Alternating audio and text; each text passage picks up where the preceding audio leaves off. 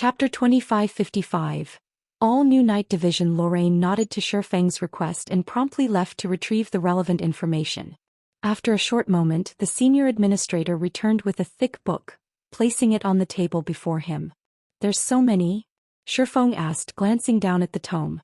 Lorraine had only given him a sheet of paper during his last visit when he had requested to see his Night Division's recruitment status. Yet now she had an entire book for him. Normally, if there were fewer than 30,000 applicants, players would only be given a sheet of paper. They'd receive another sheet for every 10,000 applicants beyond that and would only receive a complete book once more than 100,000 NPCs applied for their Night Division. Xianxia had already recruited NPCs from many NPC cities, and could reasonably assume he had accepted or rejected most interested NPCs. Hence he shouldn't see too many more new applications. Receiving another 50,000 would be a miracle, and yet more than 100,000 new NPCs had applied. Initially, Lord Bronze Legatee, you hadn't received many applicants. However, due to the large number of other races visiting Stone Forest City, the number of interested individuals has considerably increased, Lorraine explained. The Freedom City title's benefits have taken effect so soon? The explanation stunned Xianxia. He had thought he'd have to wait a few more days before the title took effect. He had just promoted Stone Forest City and assumed the system would make him wait. However, it seemed that he had somewhat underestimated the new title. A total of 112,672 people have applied to serve as your knights. Among them, 83,241 are human, 27,412 are Orcish, 1,836 are elven, and 183 are giants. This book has the records of all of these applicants' information, Lorraine continued, ignoring Xianxia's muttering. Nearly 30,000 NPCs from other races? If the superpowers of the past found out about this, wouldn't they go mad? Xianxia could not help his growing excitement. Recruiting NPCs from other races for their Night Divisions was incredibly difficult for players. The other races had smaller populations than humans. Normally, the various superpowers would be overjoyed if even several thousand non-human NPCs applied to serve as knights. And yet Xianxia had nearly 30,000 of these applicants, certainly a frightening number. Not even a 2-star lord might receive so many throughout a full year. Most importantly, elves and giants had applied in considerably large numbers. The situation had completely exceeded his expectations. In God's domain, the Orcish population was only second to the humans. Ors typically made up the majority of non-human NPC applicants. Of course, that didn't discount Or Knight's strength. On the contrary, Or NPCs were quite powerful. They were natural-born warriors with sharp senses and robust frames that were far superior to humans.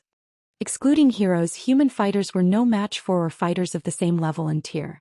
The human race's superior research and creativity were the reason that Ors weren't a match for humans and forced to live far from the main continent's fertile lands. However, if one could assemble the Ors scattered across the continent and form a melee unit, the force would be absolutely unstoppable in battle. Shaking off his shock, Xianxia immediately inspected the recruitment list. When he had arrived, he had only planned to recruit new knights with high growth potential to replace some of his weaker NPCs, but now he had many more changes to make to his Night Division. Time flew by, and without taking a break, Xianxia had spent over 20 hours browsing the recruitment list. He was more focused on the list than he was during boss fights. Thankfully, I brought plenty of coins with me. Otherwise, I wouldn't even have enough to pay the dismissal fees. Xianxia revealed a bitter smile as he finished reading the list. If things had gone according to his original plan, he would have only been able to replace a small fraction of his Night Division's members. But now that he could recruit non-human NPCs which would be bound to him for life, things had changed. Once he recruited non-human NPCs, he couldn't dismiss or replace them. Hence, he had to be extremely careful when choosing non-human knights. Fortunately, non-human NPCs were much cheaper to recruit and maintain than human NPCs. They were generally 30% cheaper. All things considered, it wasn't a bad transaction. Moreover, non-human NPCs tended to be quite talented. In fact, more than half of the non-human NPCs in God's domain were Bronze Knight standard or above, which was one of the reasons that the various powers of the past had preferred non-human NPCs. Of the 27,412 Ors that had applied to join Xianxia's Night Division, 15,123 were Tier 2 Bronze Knights. The ratio was unheard of among human NPCs. However, it was quite normal with ores. Many Tier 3 ores had also sent in applications, and they all had considerably high potential. Even the weakest among them was at the mysterious iron standard, while 45 were at the secret silver standard, and 1 fine gold standard or had applied. The elven and giant applicants were just as shocking. Elves were natural-born mages with higher growth potential than most races. Even the weakest elf that applied was bronze rank, while as many as 43 were secret silver rank and 2 were fine gold rank. Moreover, every elf applicant was Tier 3. Although giants made up the majority of applicants, with only 183, 13 were Tier 3 secret silver knights, and 1 was a Tier 3 fine gold knight. More than 100 secret silver and fine gold ranked non-human NPCs had applied to Shifeng's Knight Division, many times more than those among the 80,000 plus human applicants. Lord Bronze Legatee, have you made your decision? Lorraine asked when Shifeng closed the book. I want all knights with secret silver potential and above. I also want these mysterious iron knights with high growth potential and the remaining Tier 3 knights, Shifeng replied, nodding. Normally, an NPC knight needed at least mysterious iron growth potential before they could be promoted to Tier 3. Even in the later stages of God's domain, Tier 3 NPCs would be considered a powerful force. After all, very few players could reach Tier 4. Even if they did, a group of Tier 3 NPCs, backed by a city's magic array, wouldn't be an easy opponent. If enough Tier 3 NPCs formed a battle array, they could slay Tier 4 players. This was why, even after reaching Tier 4, players could only afford to act conceited in the fields. Very well. There are 152 applicants with secret silver potential or above. Including the rest, there are a total of 326 Tier 3 knights. Calculating the recruitment fee of the 1,872 Tier 3 mysterious iron knights with high potential and some of your current knights' dismissal fees, your bill comes to 554,600 gold. Lorraine explained after taking a moment to tally his total. Please include the promotion fees for the 437 members of my knight division, Shifeng said. Giving the matter some thought, he continued, I also want to outfit my Tier 3 knights with epic equipment. How much will that come to? That will raise the price considerably. If we include the 437 people that will be promoted to Tier 3, you will need an additional 5,640,000 gold to arm all of your Tier 3 knights with epic equipment. With the prior fees, your total comes to 6,198,970 gold, Lorraine responded, giving Shifeng a skeptical look. After giving the matter some more thought, Shifeng said, reduce the number slightly then.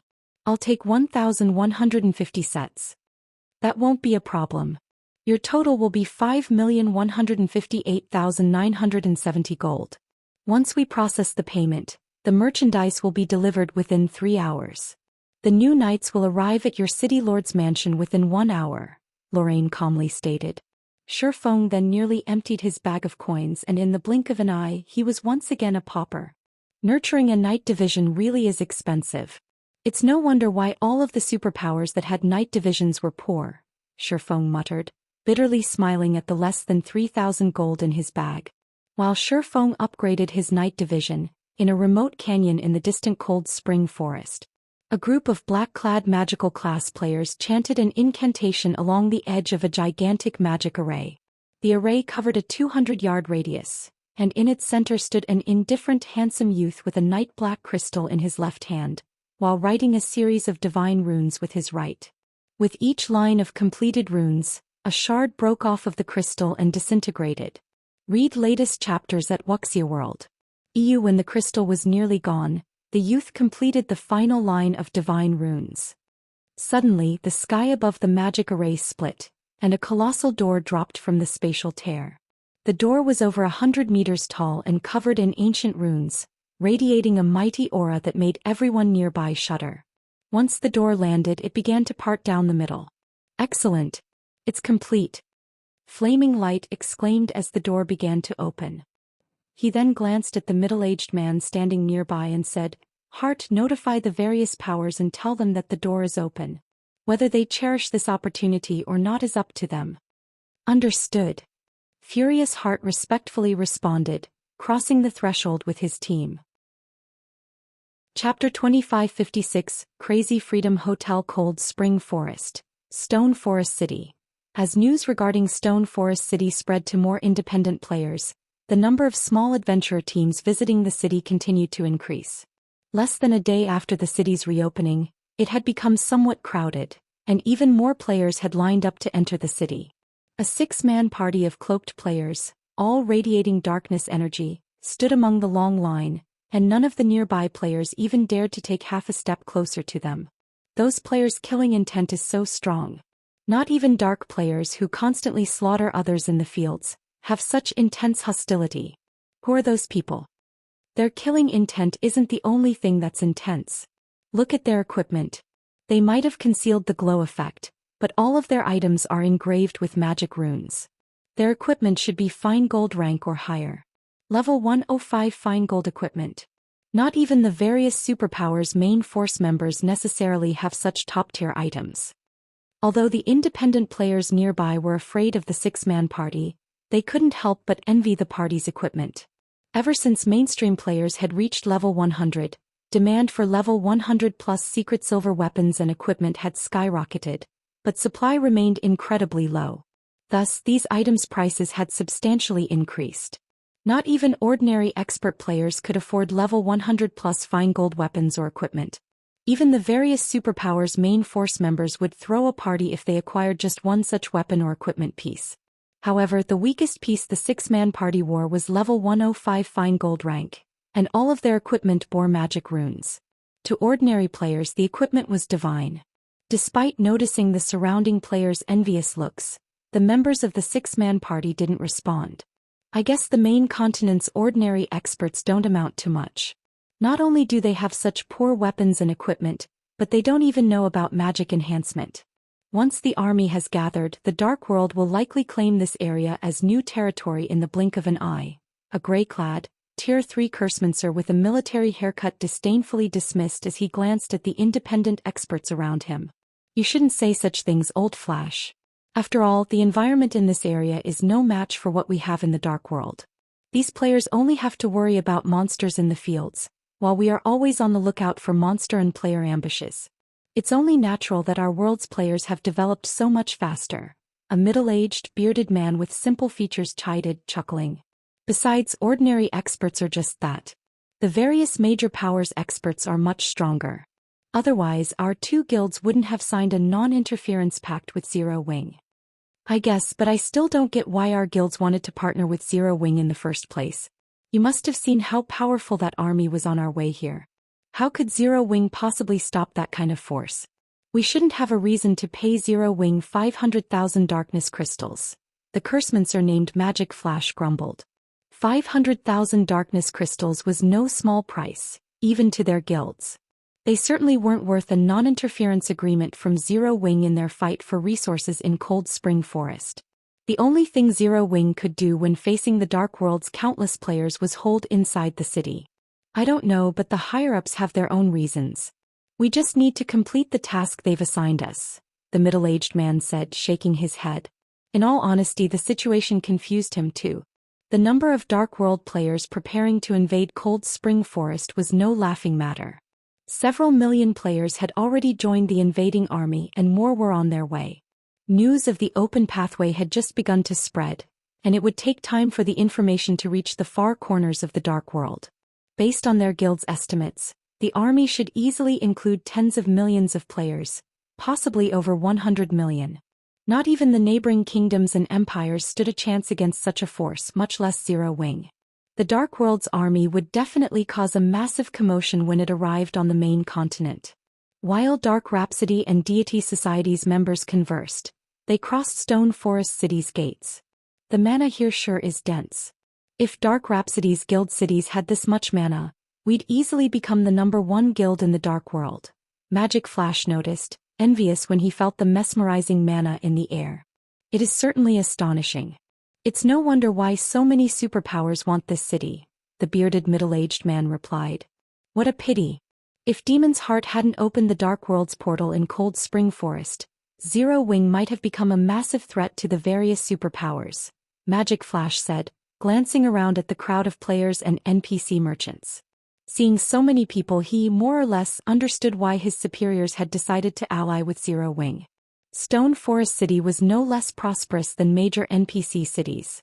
With a guild city like this under its control, Zero Wing would have no worries about its development.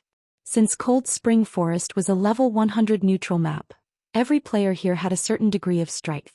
Including the conveniences the city offered, not only could Zero Wing continue to recruit and nurture more expert players, but its members' average levels would gradually surpass the various superpowers as well.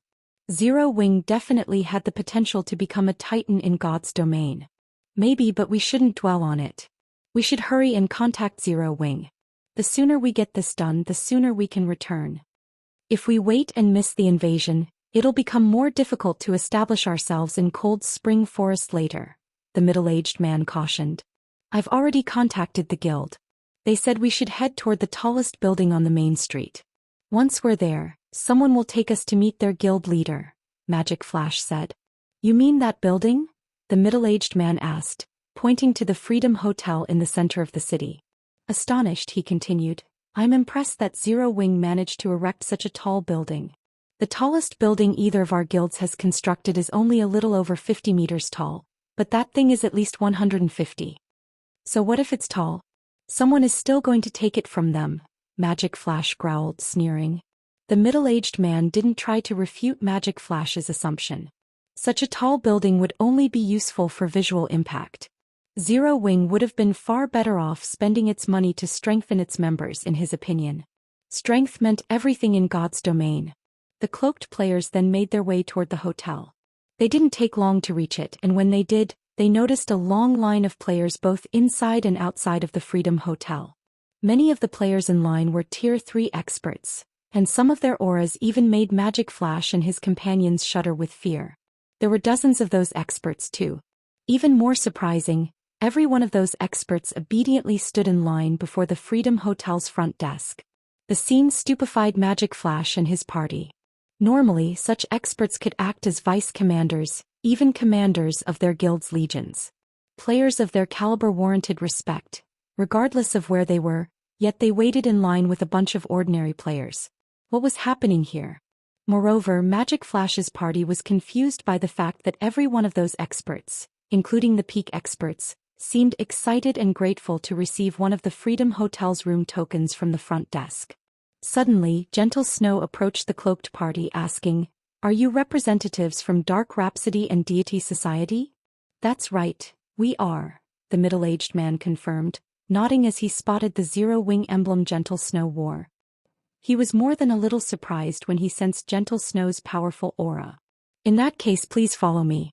Our guild leader is waiting in the reception room upstairs, Gentle Snow said after verifying the party's identity. She then led the party to the elevator that would take them to the appropriate floor. Many of the experts waiting for their room tokens were jealous as they watched Magic Flash's party follow Gentle Snow. Crap. Who are those people? They actually get to use the elevator that'll take them to the 80th floor and beyond. They must be Zero Wing's allies. If I remember correctly, only the hotel's silver members get to stay on those floors. You need more than just coins and magic crystals to become a silver member too. You also need to earn a large number of membership points. I've heard that not even top adventurer teams' commanders were granted silver memberships. Zero Wing is too stingy.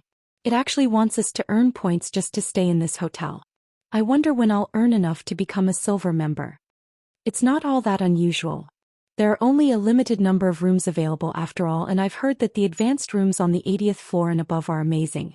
Not only is the recovery speed there 30% higher than in normal rooms, but each room also has its own training room. Players can practice simple combat techniques by themselves in those training rooms. Seriously. You can actually practice your combat skills in the advanced rooms. This won't do. I need to become a silver member as soon as possible. The players waiting in the Freedom Hotel's lobby were indescribably jealous as they watched Magic Flash's party enter the elevator. Their reactions confused the dark players. A short moment later, the group arrived on the Freedom Hotel's top floor. Read latest chapters at Wuxia World. The instant Magic Flash and the others set foot on the Freedom Hotel's top floor, their minds felt serene. To be precise, they felt mentally refreshed, as if their thoughts had found their own unique paths. They could now conceptualize ideas without confusion. So, this is Zero Wing? Magic Flash and the others couldn't help but gasp when they felt the change. They had already been astonished by the Freedom Hotel's mana, but compared to this environment, the lobby was nothing. If they could train on this floor, they'd see results dozens of times faster. They might even be able to break into the Void Realm. Our guild leader is inside.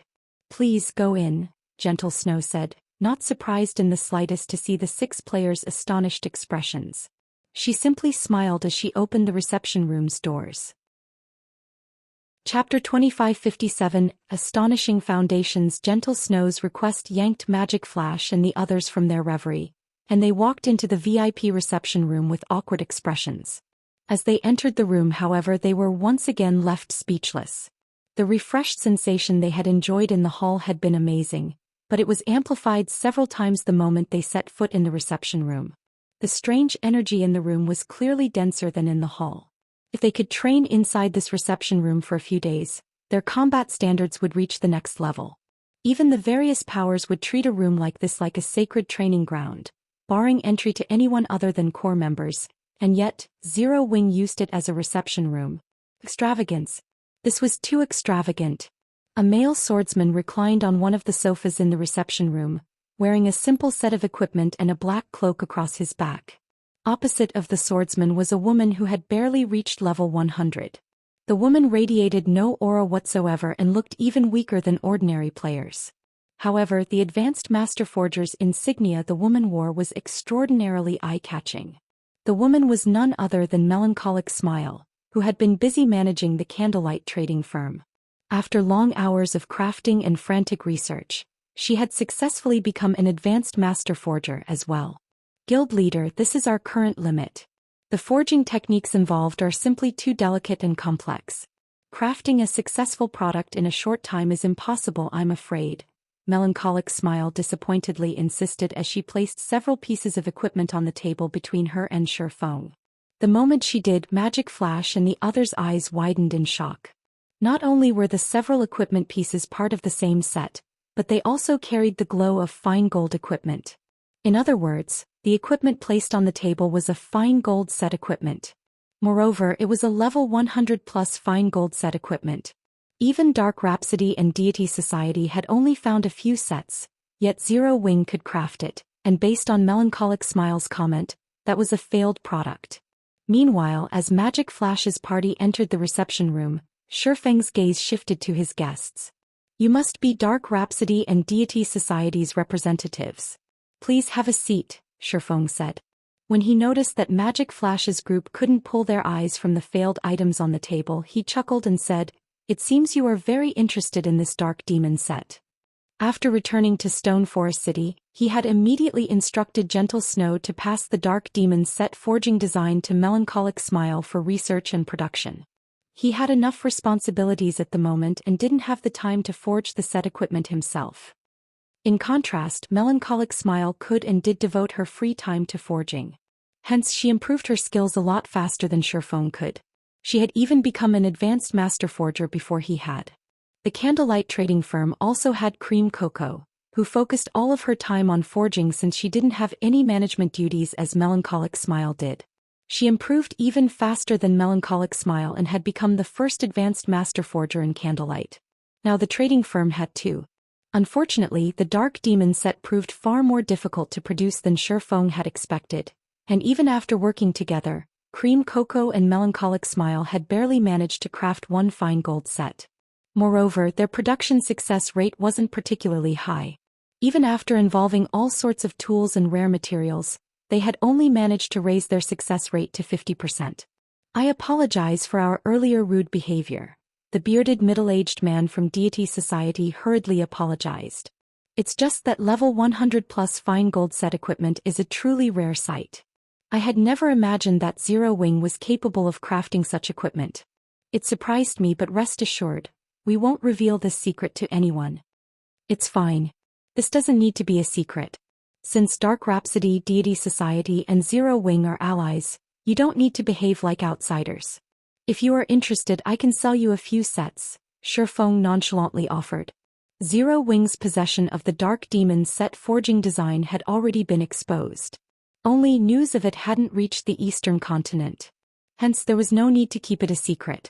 Moreover, Shifeng intended to store these fine gold-ranked Dark Demon sets in the guild warehouse, making them available for purchase later. Once he did, there would be no containing the information. Besides, the sooner the public learned about the Dark Demon set, the better. That way, Zero Wing could use the set to attract more experts to join the guild. Are you serious, Guild Leader Black Flame?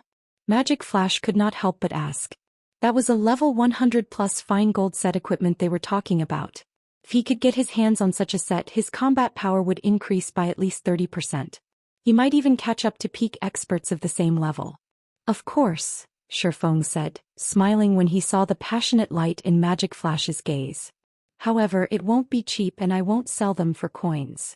He did not mind selling the fine gold-ranked Dark Demon set. This was only a failed product after all, and at this point most superpowers had at least a few sets of fine gold set equipment. Selling some to Zero Wing's partners wouldn't harm his guild in any way. What do you want for the set then? Magic Flash eagerly asked. Darkness crystals, Shifeng said. My price isn't very high. What do you think of 15,000 crystals? The various powers still thought only dark players needed darkness crystals, but they didn't realize that as God's Domain's lifestyle players continued to develop, attributed magic crystals would become more valuable. Weapons and equipment crafted with attributed magic crystals would gain additional properties related to the crystals. Such changes wouldn't be visible in the item's attribute panel, but in the hands of Tier 3 players and above, they'd perform considerably better, especially for players with fully unlocked mana bodies. Fortunately, darkness crystals were relatively easy to acquire in the dark world. Hence, Shifeng had decided to collect some before the various powers realized their value. 15,000 crystals per set? Magic Flash was shocked. Isn't that a little too much, Guild Leader Black Flame? Level 100 plus fine gold set equipment was indeed very rare and some of the best equipment available in God's Domain right now, but darkness crystals were similarly rare and valuable. In fact, they were worth even more than magic crystals to dark players. Guild Leader Black Flame, is what you say really true? The bearded middle-aged man suddenly interrupted. Why would I lie? I want 15,000 darkness crystals per set. If you wish to buy them, you may do so whenever you wish, Shifeng said. He could not help but feel a little exasperated at the middle-aged man's question. Before Magic Flash could refuse the offer, the middle-aged man from Deity Society continued. Deity Society will buy them. We'll buy as many sets as you're willing to sell us. The older man declared, determined. Have you gone insane, Old Forest? Magic Flash was astonished. What a joke. The Dark Demon set was just a level 100 plus fine gold set equipment. 15,000 darkness crystals would be the maximum anyone would pay for such a set, yet his companion jumped at the chance to buy them. Magic Flash couldn't think of any sane reason why he'd act like this. Read latest chapters at Wuxia World. You wait. Something's not right. Magic Flash realized something felt off when he saw the bearded man's nonchalant reaction. He immediately activated his identification skill and turned to the Dark Demon set on the table. Both Dark Rhapsody and Deity Society had sent players with advanced identification skills to lead their respective groups as insurance. While Magic Flash led Dark Rhapsody's team, Deity Society's leader for this party was Old Forest. There had to be a problem for Old Forest to act like this. Don't bother with an appraisal, Old Flash. The fine gold set equipment on the table isn't some level 105 set. It's a top-tier fine gold set equipment that players can use until level 120. No one had ever found anything like it in the dark world, Old Forest whispered as Magic Flash used his own advanced identification skill. Chapter 2558, Wildly Arrogant Zero Wing. Upon hearing Old Forest's words, Magic Flash gasped. Fine gold set equipment that can be used up to level 120? Currently, the best-known fine gold set equipment in the dark world could be used only up to level 105. Even Dark Rhapsody's peak experts sported only level 105 dark gold equipment, which was the equivalent of level 110 fine gold equipment, hardly comparable to level 110 fine gold set equipment. Level 120 fine gold set equipment was simply unimaginable. That's right. Aside from level 100 plus epic equipment, there's no better equipment than this in the entire Dark World, Old Forest said, nodding as he tried to suppress the excitement in his heart. If the price was indeed 15,000 darkness crystals for level 120 fine gold set equipment, then it was definitely acceptable. This was especially true when the Dark World's various powers were frantically raiding level 100 team dungeons. Due to the abysmally low drop rate for level 100 plus weapons and equipment, these powers were not making any significant progress with their dungeon raids. This, in turn, led to a stagnation in their development. If he could secure a batch of Dark Demon sets for Divine Society, then his guild would have a massive advantage over the other guilds. With this advantage, they could easily earn back the cost of the Dark Demon sets. As soon as Old Forest finished speaking, excitement also shone in Magic Flash's eyes. Magic Flash immediately said, "Guild leader Black Flame, Dark Rhapsody will also buy everything you have. Darkness crystals definitely aren't a problem." If he could get his hands on multiple Dark Demon sets, then the plate armor classes of the guild's main force would be in for a wonderful time. They wouldn't have to worry about finding equipment before reaching level 125. Moreover, the main force would also have a much easier time raiding level 100 team dungeons.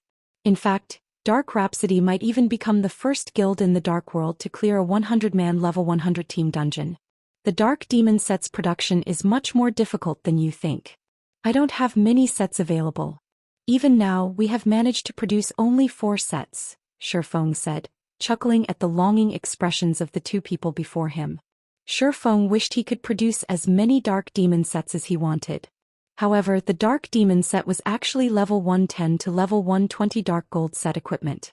The materials needed to produce it were extremely rare, which severely limited its production volume. Moreover, even when making the failed version of the Dark Demon set, the production success rate was only 50%. Only 4 sets? Magic Flash and Old Forest felt a little disappointed when they heard Shifeng's words. However, after giving the matter some thought, they found it reasonable. After all, this was level 120 fine gold set equipment they were talking about.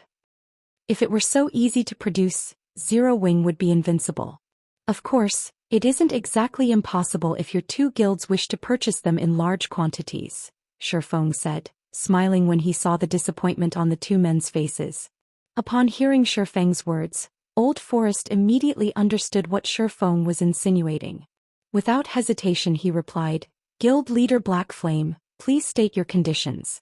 So long as they are within my authority, I can definitely agree to them on behalf of Deity Society." Just being able to purchase a few Dark Demon sets at 15,000 darkness crystals per set could already be considered a miracle. All the more so for purchasing a large batch of the sets. With a sufficiently large number of the sets, a guild could raise the overall strength of its main force by a large margin. Zero Wing was naturally under no obligation to give away such a wonderful opportunity to their two guilds. "It is the same for my side as well," Magic Flash said. If he missed out on such a windfall, his guild leader and the elders of the guild would beat him to death when he returned. On the other hand, if he succeeded in this negotiation, then he would make a huge contribution to the guild. Although the production of the Dark Demon set is difficult, manufacturing several sets a day is still feasible. Zero Wing is willing to supply these sets to your two guilds long-term, Shifeng said. However, I hope that your two guilds can help Zero Wing's Candlelight trading firm establish itself in the Dark World's major NPC cities and guarantee the safety of its operation. Silence momentarily fell over the entire room after Shifeng finished speaking, as both Magic Flash and Old Forest looked at him in astonishment. They never thought that Zero Wing's guild leader had such enormous ambitions. The Dark World was equivalent to roughly 3 ordinary empires on the main continent. The Otherworld's player population was larger than even that of the Fire Dragon Empire, one of the 4 great empires of God's domain. As the Dark World had been sealed all this time, it had almost no contact with the main continent whatsoever. Hence, the Dark World's various powers thoroughly monopolized the Otherworld's NPC cities. Moreover, the NPC cities found in the Dark World were different from those found on the main continent in that players held partial authority over them, which made taking over the Dark World's NPC cities incredibly difficult for outside powers. Meanwhile, the opening of the Dark World's portal now presented both the Dark World's powers and the main continent's powers with a huge business opportunity. Needless to say, the main continent's various superpowers would definitely contest over this opportunity and would naturally be willing to offer unimaginable prices. Guild leader Black Flame, I'm afraid I don't have the authority to decide on such a matter, Old Forest stated honestly. Chapter 2559, Heading Toward the Dark World? Magic Flash and his companions stared at Shifeng in stunned silence. How arrogant! This swordsman was wildly arrogant. Not even the main continent's super guilds would dare spout such nonsense. They were talking about all of the players in an entire otherworld, and not just any ordinary otherworld but one subjected to cruel competition. Residents of the Dark World had to be extremely careful. Not only could a single mistake cost them their lives, but someone else could also benefit from their hard work. Hence, the Dark World had almost no ordinary players. Most would delete their accounts and try to start over in another world after spending just a few days in the other world. The players that chose to remain were either experts or particularly skilled at survival. When tens of millions of these players swarmed Cold Spring Forest, not even 5 superpowers working together could stop them all, much less a single superpower. Even if the various superpowers on the main continent banded together, they'd pay an unimaginable price to defeat the Dark World's denizens.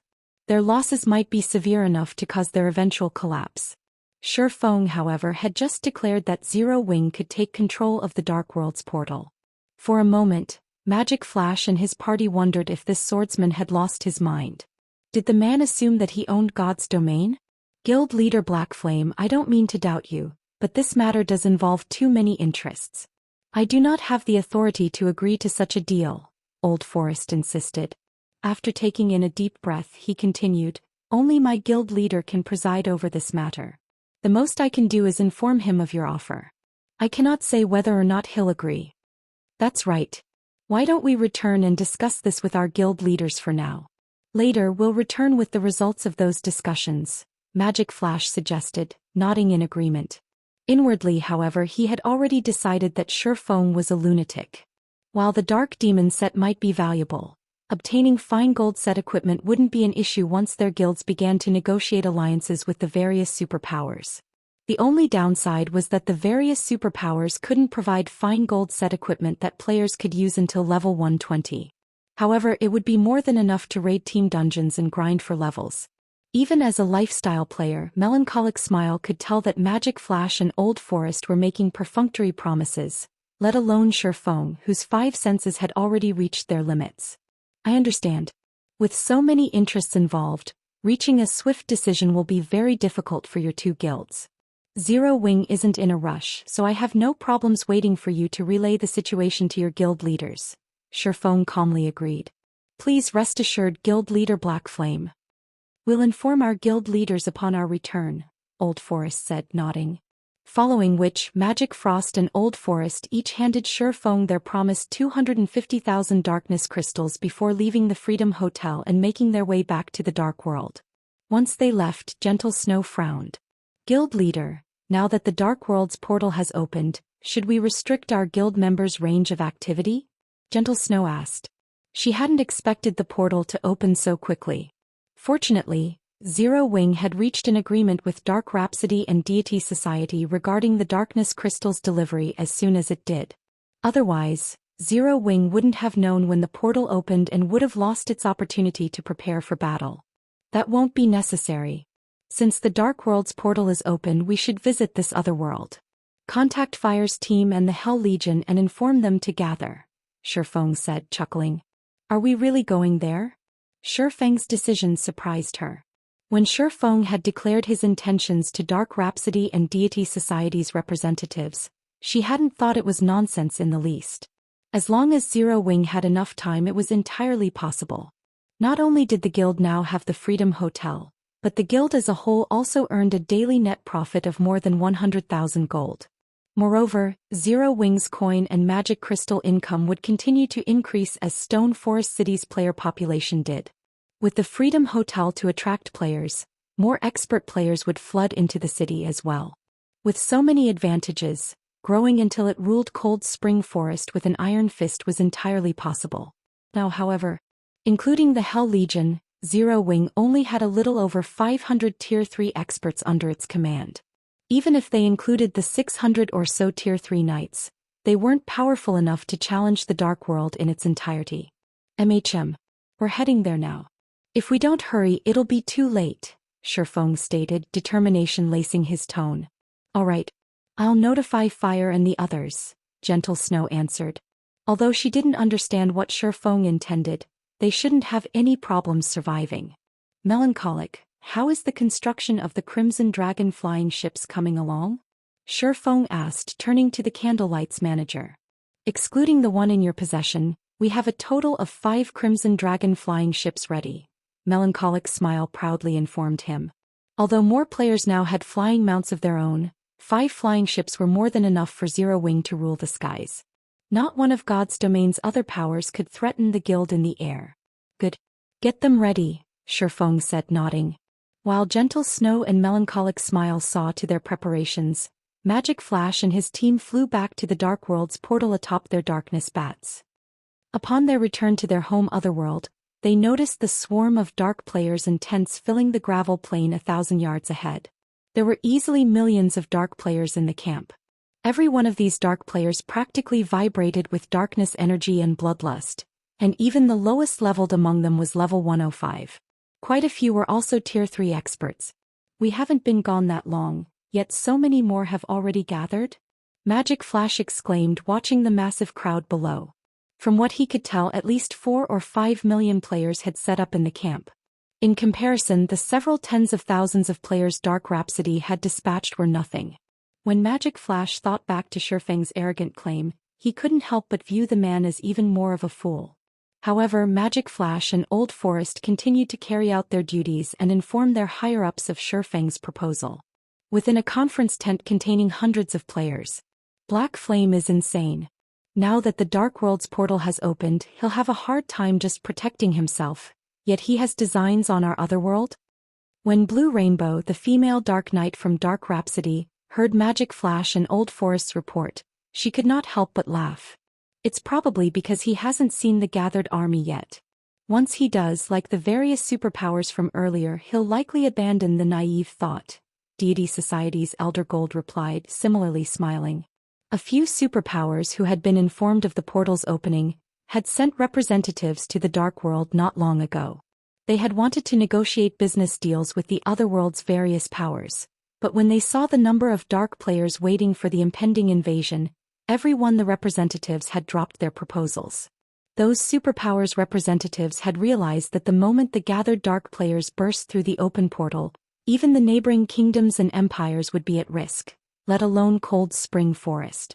In truth, even the Dark World's top 3 guilds had been surprised by how many players had joined the invading army. They had only estimated that around 20,000 experts would show up, yet more than 30,000 Tier 3 experts had already joined the camp. At this rate, they wouldn't have any problems gathering 40 or 50,000 Tier 3 experts by the time the invasion began. While Blue Rainbow and Elder Gold spoke in hushed whispers, the various representatives in the tent fell silent. Read latest chapters at Wuxia World. It seems everyone is of the same opinion. In that case, there's no point in continuing this discussion. We can still afford to ignore Stone Forest City, but since the Dark World has mustered such a powerful army, we cannot let the main continent's superpowers take our share of the city. A cold, robust man resting in one of the 3 main seats within the tent spoke up. Standing, he continued, let us officially advance into Cold Spring Forest. It's time we show the main continent's powers the strength of our Dark World. As the robust man finished speaking, the various representatives ordered their subordinates to march on Cold Spring Forest. The several million players in the plain began to stomp toward the gigantic door before them, shocking the scouts the main continent's superpowers had sent. These scouts immediately contacted their superiors to inform them of the shocking scene. Meanwhile, in an advanced room on the Freedom Hotel's 29th floor. So, in the end, they're still invading? Yuan Tianxin shook his head and sighed when he read his subordinate's message. Chapter 2560, Darkness Invades. Zero Wing arrives shortly after Yuan Tianxin read his subordinate's message. The door to the quiet room opened. A group of players walked in behind a male half-elf covered in azure sparks. As the half-elf entered the room, All of the fire-type mana began to gather around him as if summoned. As a result, the room's temperature steadily rose. Xian, what are you doing here? Yuan Tiexin was surprised to see the male half-elf, Scorching Shire. There weren't many people in the secret pavilion that knew the name Scorching Shine, and those who did were generally members of the guild's older generations. While Scorching Shine's current appearance made him look as if he were in his 30s, he was actually over 50. The man had withdrawn from the secret pavilion's front lines many years ago and was only active behind the scenes. Before Scorching Shine had withdrawn, he had been considered one of the pavilion's absolute monsters. He could even contend with the commander of mythology's strongest trump card legion. He no longer busied himself with guild affairs, however, preferring to focus on his own improvement. Not even Yuan Tiexin, who had a close relationship with Scorching Shrine, could begin to imagine how powerful the man had become. However, Scorching Shrine's individual strength wasn't the reason he was so well known in the secret pavilion. Rather, it was the Scorched Legion under his command. The Scorched Legion was one of the secret pavilion's trump card legions, and Scorching Shrine had personally nurtured every one of its experts. Although the legion only had 200 members, they were all geniuses Scorching Shrine had handpicked from the pavilion's new recruits. Initially, the man had set his sights on Purple Jade as well. Unfortunately, she preferred one-handed swords, and Scorching Shrine's knowledge of the combat style was limited. In the end, she hadn't joined his Scorched Legion.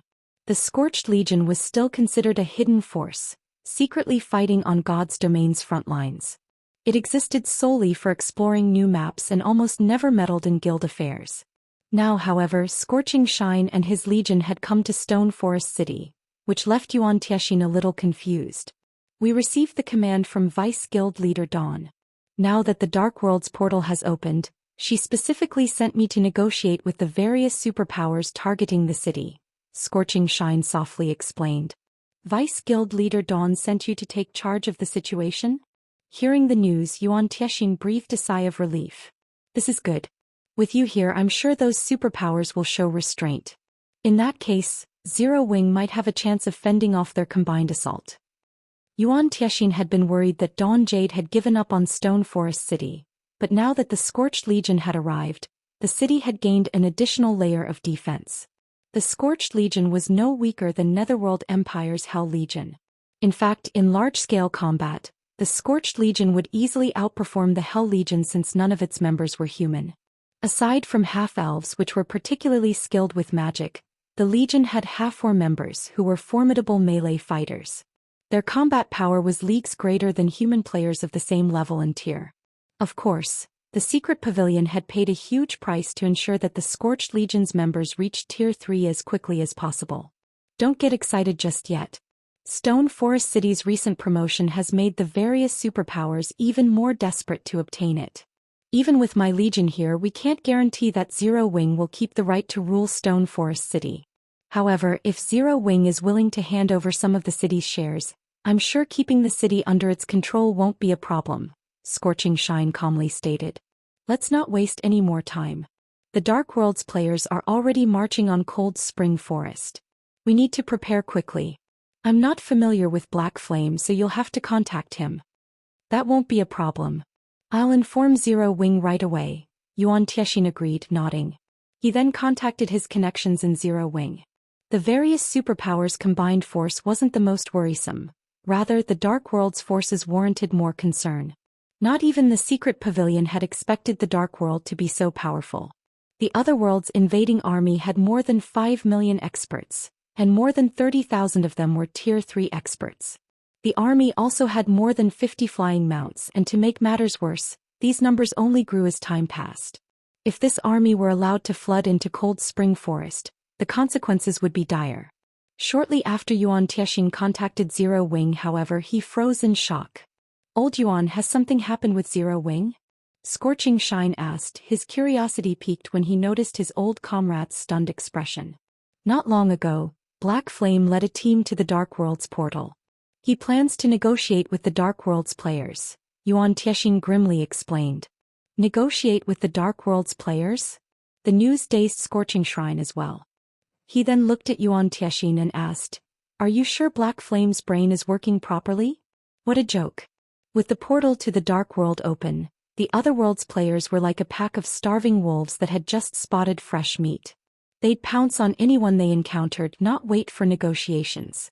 This was precisely the reason that the various superpowers had ordered their members to stay at least 10,000 yards away from the portal, afraid that they'd lose their subordinates to these ravenous wolves. Shifeng, however, was doing the exact opposite. Instead of strengthening Stone Forest City's defenses, he had taken the initiative to contact the Dark World's players personally. He was heading straight for the portal, basically offering himself up, gift-wrapped, to the Dark World's army. Even the various superpowers were stunned when they learned of Shifeng's plan from their spies in Zero Wing. What was going on? Was Zero Wing about to surrender? Inside another advanced room within the Freedom Hotel. Illusory, it seems Zero Wing will fall, even without the various superpowers' interference, the fierce man from Crimson Emperor said as he read a report from his subordinate. Shaking his head, he continued, "We won't even have to wait 2 or 3 days for this war to conclude. Everything will likely end today. This is insane. We're talking about an entire otherworld of experts. Why would he pull such a crazy stunt?" Illusory Words couldn't believe her eyes when she read the report. When Shifeng had tried to challenge an entire city with only several hundred players, she had seen a possibility for him to succeed, but trying to repel all of the players from an otherworld was a fool's dream. This was no longer a force an individual power could hope to overcome. While Illusory Words and many others were puzzled by Shifeng's most recent ploy, Furious Heart, who had been busy persuading the Dark World's players to act, received the news. Interesting. Seems Black Flame really loves a fight. He must think this battle will be just like the one in Demon City. Furious Heart laughed as he read the report. Hopefully he doesn't turn and flee after witnessing the Dark World's army. I wouldn't want this to be too boring. Elated, Furious Heart shifted his gaze to the invading army that marched through the portal into Cold Spring Forest. In the face of this army of several million dark players, even a kingdom would fall, much less Zero Wing. Following which, Furious Heart tossed aside the report and led his team through the portal. When the Dark World's players arrived in Cold Spring Forest, a commotion broke out among the army. So, this is the main continent? Crap. There are so many rare ores and herbs nearby. This place is ours for the taking. The dark players couldn't help their growing excitement as they drank in the beautiful scenery in Cold Spring Forest. They wanted nothing more than to claim the surrounding resource areas right away. Even the upper echelons from the otherworld's various powers looked around them with a passionate flame burning in their eyes. They had to admit that Cold Spring Forest was a much higher quality than the Dark World's level 100 maps. As long as they could collect these resources, neither their individual development nor their guilds would be a problem. Before the Dark World's residents could celebrate, however, they heard a loud roaring from the distance, a deep rumble that echoed throughout the valley the portal occupied. Read latest chapters at Wuxia World. Everyone turned toward the origin of the sound. The dark players then spotted 5 colossal figures flying toward them. As the roaring grew louder, they could begin to distinguish the flying giants' details. Are those flying ships? With a closer look and realizing what the monstrosities were, everyone was stunned. Those 5 flying ships were too massive. The largest flying mounts they had seen would be insignificant beside the steel giants. As the 5 flew in formation, they practically blotted out the sky. Chapter 2561 Zero Wings Foundations, Madness Time. Why are so many flying ships here? Did we trigger some kind of event and NPCs have come to deal with us? The sudden appearance of the 5 flying ships stunned the dark players emerging from the gigantic door. They all began to talk about the incoming ships, anxious. Flying ships were no longer a foreign concept to God's Domain's players, but their familiarity was precisely the reason that the dark players were afraid of how powerful the machines were. Flying ships were powerful war weapons and absolute kings in the skies. One of those ships could effortlessly squash humans like ants. Current players who sorely lacked aerial combat power saw flying ships as unstoppable and destructive tools. With 5 flying ships approaching, why wouldn't these dark players worry? Wait, something's not right. There are players aboard the flying ships. A Tier 3 ranger, gifted with sharp vision, shouted as he pointed to the Crimson Dragon flying ships hovering above them. Nearly everyone's eyes narrowed as they tried to get a better look at the ships, And just as the Tier 3 Ranger had announced, players stood on each of the flying ship's decks. While they were still too far off to get a clear view of the players, the green diamond markers were undoubtedly above the blurry figures' heads. Who are those people? They actually have flying ships. Could it be a super guild? Their curiosity piqued. The dark players wondered who piloted the incoming vessels. Flying ships were still far out of reach for the Dark World's residents. They barely had any flying mounts after all, and yet 5 player-owned flying ships were flying toward them right now. Even the upper echelons from the other world's various major powers were stunned. 5 flying ships. Who are these people? What are they trying to accomplish? 1 or 2 flying ships might not be a major problem, but 5 was a little too much. None of them wanted to face such a force in battle. If it did come down to a fight, the outcome wouldn't be in their favor, even if they eventually won. While the Dark World's powers discussed the situation in hushed tones, the 5 ships descended, stopping roughly 100 yards above ground. A figure then jumped from one of the ship's decks, landing in the center of the Dark players' army.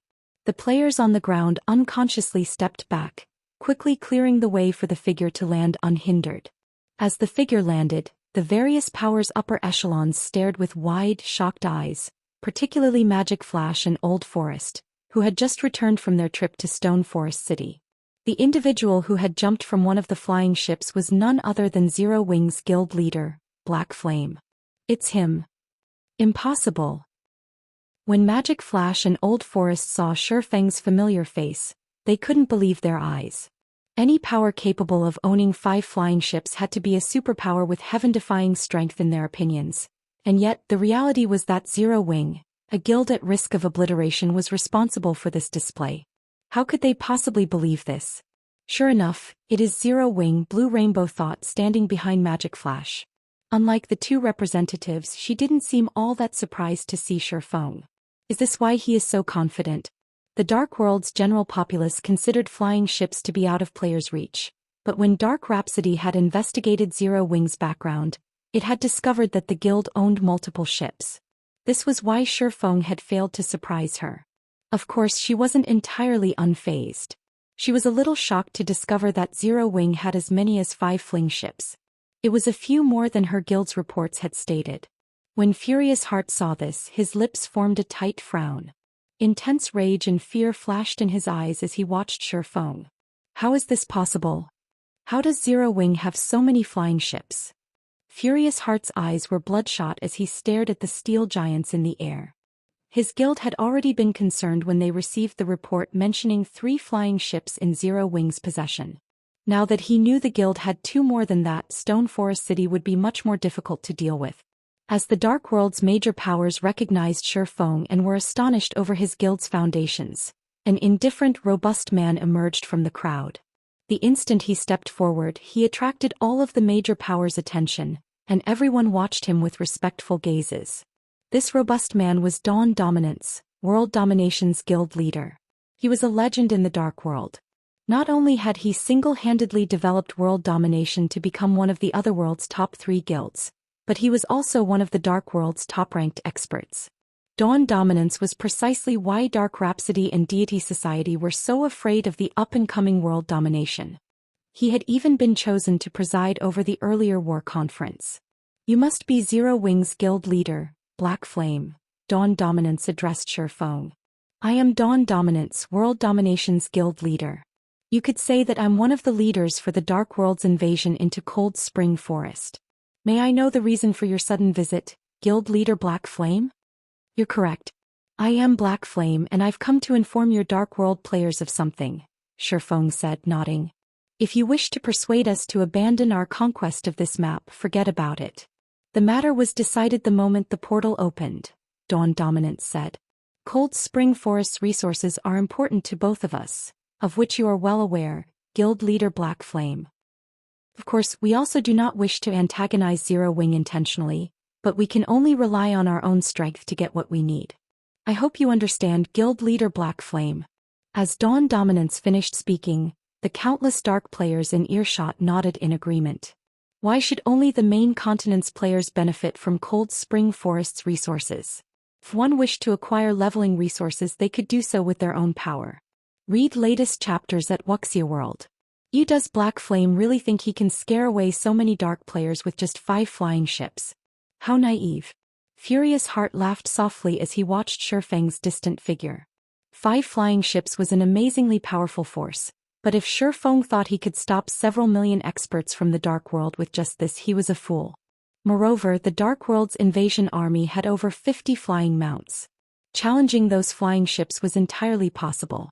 Besides, the various powers present all had their own trump cards which they could unleash on the steel giants. As Furious Heart's laughter died, however, Shifeng glanced around at the chuckling dark players and shook his head. Guild leader Dawn, I believe you've misunderstood something.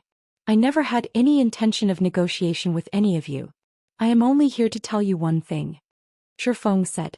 From this moment on, this teleportation gate is under Zero Wing's control. Chapter 2562. Challenging the Dark World? Silence fell as Shifeng finished his declaration. Magic Flash and Old Forest stared at the swordsman with their mouths ajar. They hadn't actually thought he'd been serious. This was insane. They had assumed Shifeng had been joking back in the Freedom Hotel. And yet, the man had just repeated his intentions straight to the Dark World's various powers and independent players. After a moment, every dark player broke out in riotous laughter. Did this guy come all this way just to tell us a joke? He actually thinks Zero Wing will manage this teleportation gate from now on? Does he really think he can claim ownership by declaring it? Who does this guy think he is? For a time, the countless dark players expressed their anger and ridicule. Their prior fear and awe had evaporated like fog on a hot day. They wondered how hard Shifeng had hit his head to provoke the Dark World in its entirety so boldly. What is Black Flame trying to do? Did he give himself a concussion and lose his mind? Doesn't he realize that he basically just declared war on everyone in the Dark World? Blue Rainbow frowned at Shifeng, who still seemed quite calm. When they had heard Magic Flash and Old Forest's report, they had considered Shifeng's intentions a joke. Now, however, Shifeng had publicly announced Zero Wing's plan to take control of the teleportation gate. If this was a joke, it wasn't funny. As far as she was concerned, this swordsman either overestimated himself or was on a path of self-destruction. Not even multiple cooperating super guilds would dare spout such nonsense before the Dark World's army, much less a single superpower. Anyone that took control of the teleportation gate would reign over the Dark World. This was beyond foolish. He's dead. He's definitely dead now. Furious Heart laughed maniacally as he watched Shifeng. Thanks to Shifeng's announcement, the Dark World's various powers and independent experts would stop at nothing to obliterate Zero Wing, even if Demon's Heart didn't pull any strings. They likely wouldn't let the matter rest until they had removed any trace of Zero Wing from Cold Spring Forest. If they didn't, the main continent's players would look down on them, which was something the Dark World's denizens and powers wouldn't allow. Once the Dark World's collective laughter died down, each of these dark players turned lethal gazes on Shifeng, killing intent radiating from them in waves. Some Tier 3 experts even unsheathed their weapons, preparing to teach this arrogant swordsman a lesson. What a pity, Guild Leader Black Flame. I had hoped you were smart enough to know when to advance and when to retreat, but it would seem that Dark Rhapsody and Deity Society had thought too highly of you, Dawn Dominant said, shaking his head. He then turned to leave with no intention of continuing his conversation with Shifeng. A unit of 5 flying ships might be impressive, but it wasn't intimidating enough to force the Dark World's invading army to back down. While war weapons had frightening power and deadly potential, their attack rates were very low. When there wasn't much of a difference between two sides' combat power, an additional 5 flying ships would prove miraculously effective. But if one side had an overwhelming combat power advantage, the ships couldn't turn the tide of battle. At Tier 3, expert players were more than agile enough to evade flying ships' attacks as long as there was enough distance between them. Furthermore, the invading army had more than 50 flying mounts, just as much aerial combat power as Zero Wing. When Dawn Dominance left, the surrounding Tier 3 experts smirked and moved to surround Shifeng. Nearly 1,000 Tier 3 experts pointed their weapons at the swordsman, their combined killing intent so powerful that the air around them grew cold and cloudy. The Tier 2 dark players that had come to Cold Spring Forest to join the fun couldn't contain their excitement as they watched. Not even superpowers had so many Tier 3 experts, yet the Dark World's army had so many more. When less than 50 yards separated these dark experts and Shifeng, figures began to drop from the hovering flying ships, one after another. In the blink of an eye, nearly 500 Tier 3 experts took their places around Shifeng, and every one of them radiated a more intense aura than the Dark World's Tier 3 experts.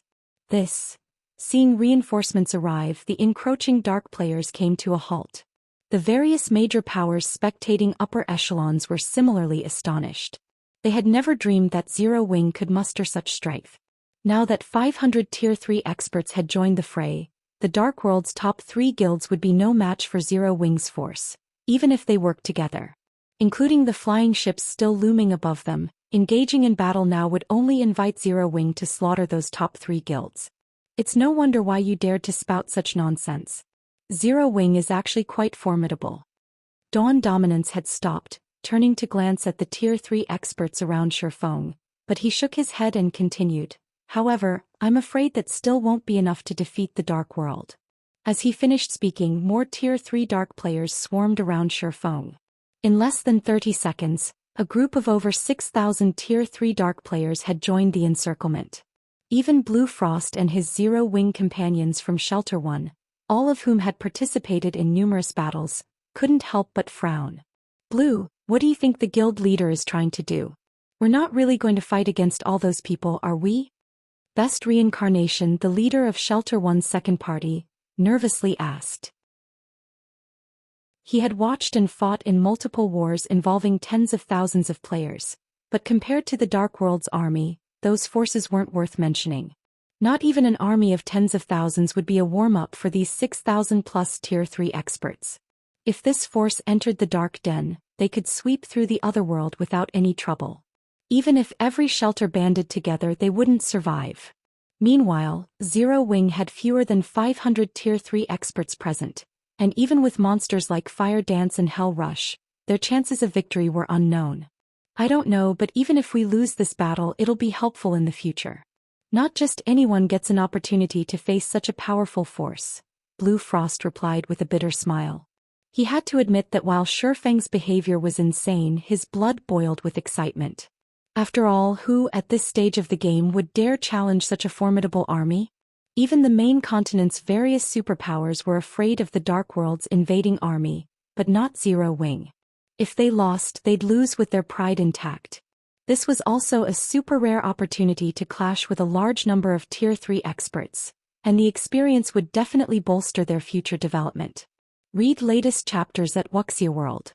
As soon as Blue Frost finished his reply, however, Shifeng stepped forward from Zero Wing's defensive circle and faced the Dark World's several thousand Tier 3 experts directly. "It seems you still don't understand," Shifeng said, shaking his head at the Tier 3 dark players around him. Calmly he continued, "Since the very beginning, I told you that I've only come to inform you. I'm not here to negotiate. Since you wish to test my patience, I regret to inform you that you've picked a fight with the wrong person." Shifeng then pulled a token from his bag and started to chant an incantation. It was simple, only consisting of a dozen or so syllables, and would even be easy for a player new to God's domain to chant. Before the dark players could mock Shifeng for his ignorant foolishness, several magic arrays quickly manifested behind the swordsman. In less than a second they transformed into a spatial gate, and once the gate was complete, NPCs in exquisite uniform equipment marched into Cold Spring Forest like a well-trained army. Every one of these NPCs had at least reached level 120 in Tier 3. Many of them even hailed from other races, and in the blink of an eye, more than 1,000 NPCs had joined the battlefield. Chapter 2563. Suppressing everyone. Crazy Zero Wing. When more than 1,000 Tier 3 NPCs appeared behind Shifeng, the Dark Players, Zero Wing's members and the Hell Legion were stunned. In the various NPC kingdoms and empires, Tier 3 NPCs were considered powerhouses. They could even serve as magistrates in minor cities. And yet Shifeng had just summoned over 1,000 of these NPCs, including non-human NPCs. It was unbelievable. "We already have so many?" When Gentle Snow saw Shifeng's night division, surprise colored her features.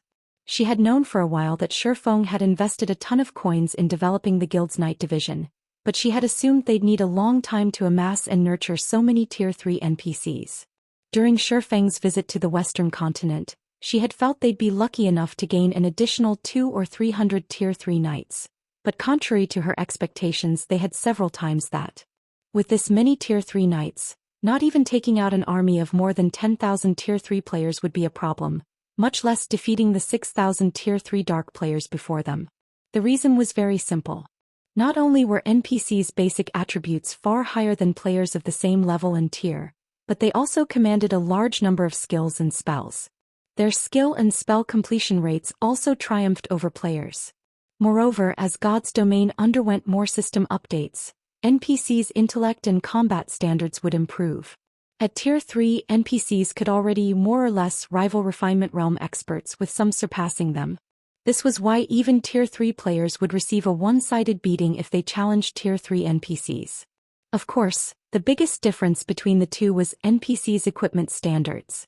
Acquiring level 100 plus fine gold weapons and equipment was currently incredibly difficult for players, but even the weakest of God's domain's Tier 3 NPCs, at least those not bound to players, wore full sets of dark gold equipment.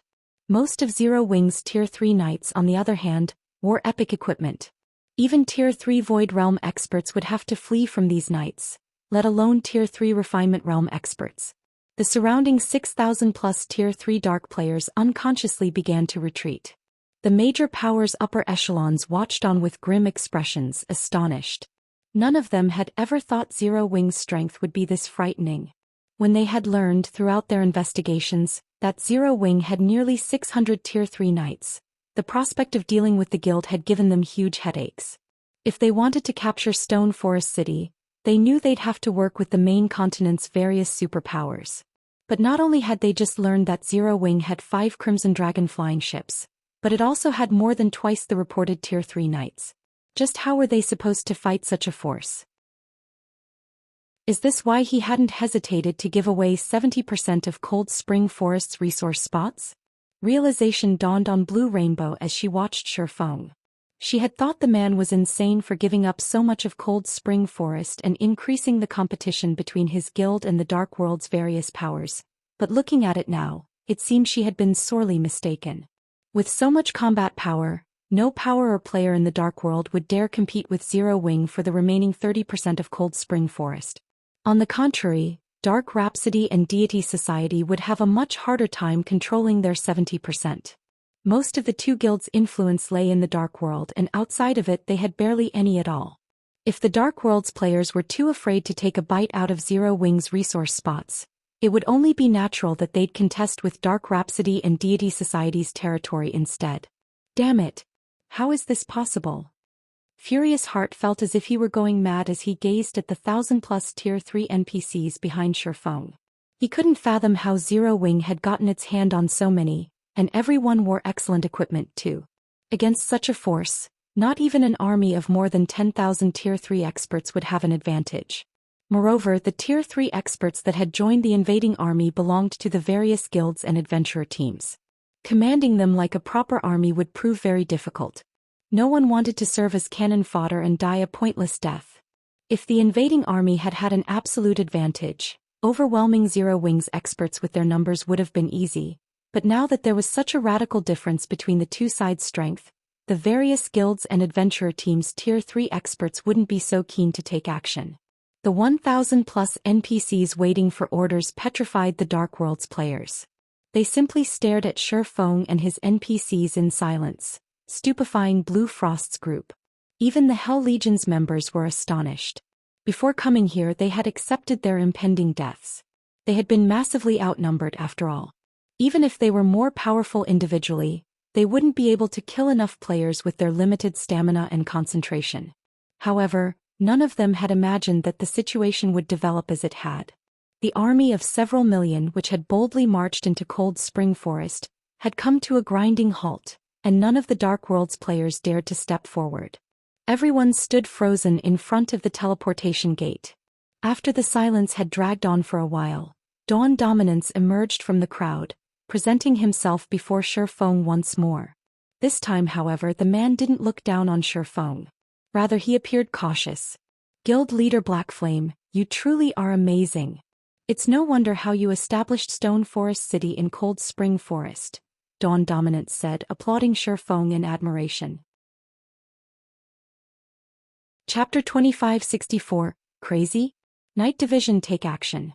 Does he really plan to start a war with the entire Dark World? Even Furious Heart, who wanted nothing more than Zero Wing and Shifeng's annihilation, was confused by the swordsman's actions. He even wondered if he had misheard the man. Instead of settling for a peaceful outcome, Shifeng continued to insist that he'd wrestle for control over the Dark World's teleportation gate. Even if they banded together, the various superpowers wouldn't dare threaten such a thing. In fact, they hadn't even harbored the thought. The teleportation gate was basically the otherworld player's lifeline, and if a foreign power took control of the gate, all of the Dark World's residents would be subjected to that power's whims. These dark players simply wouldn't allow such an outcome. They'd fight anyone who threatened to control the teleportation gate to the death. This was why neither Demon's Heart nor the various superpowers had considered doing so.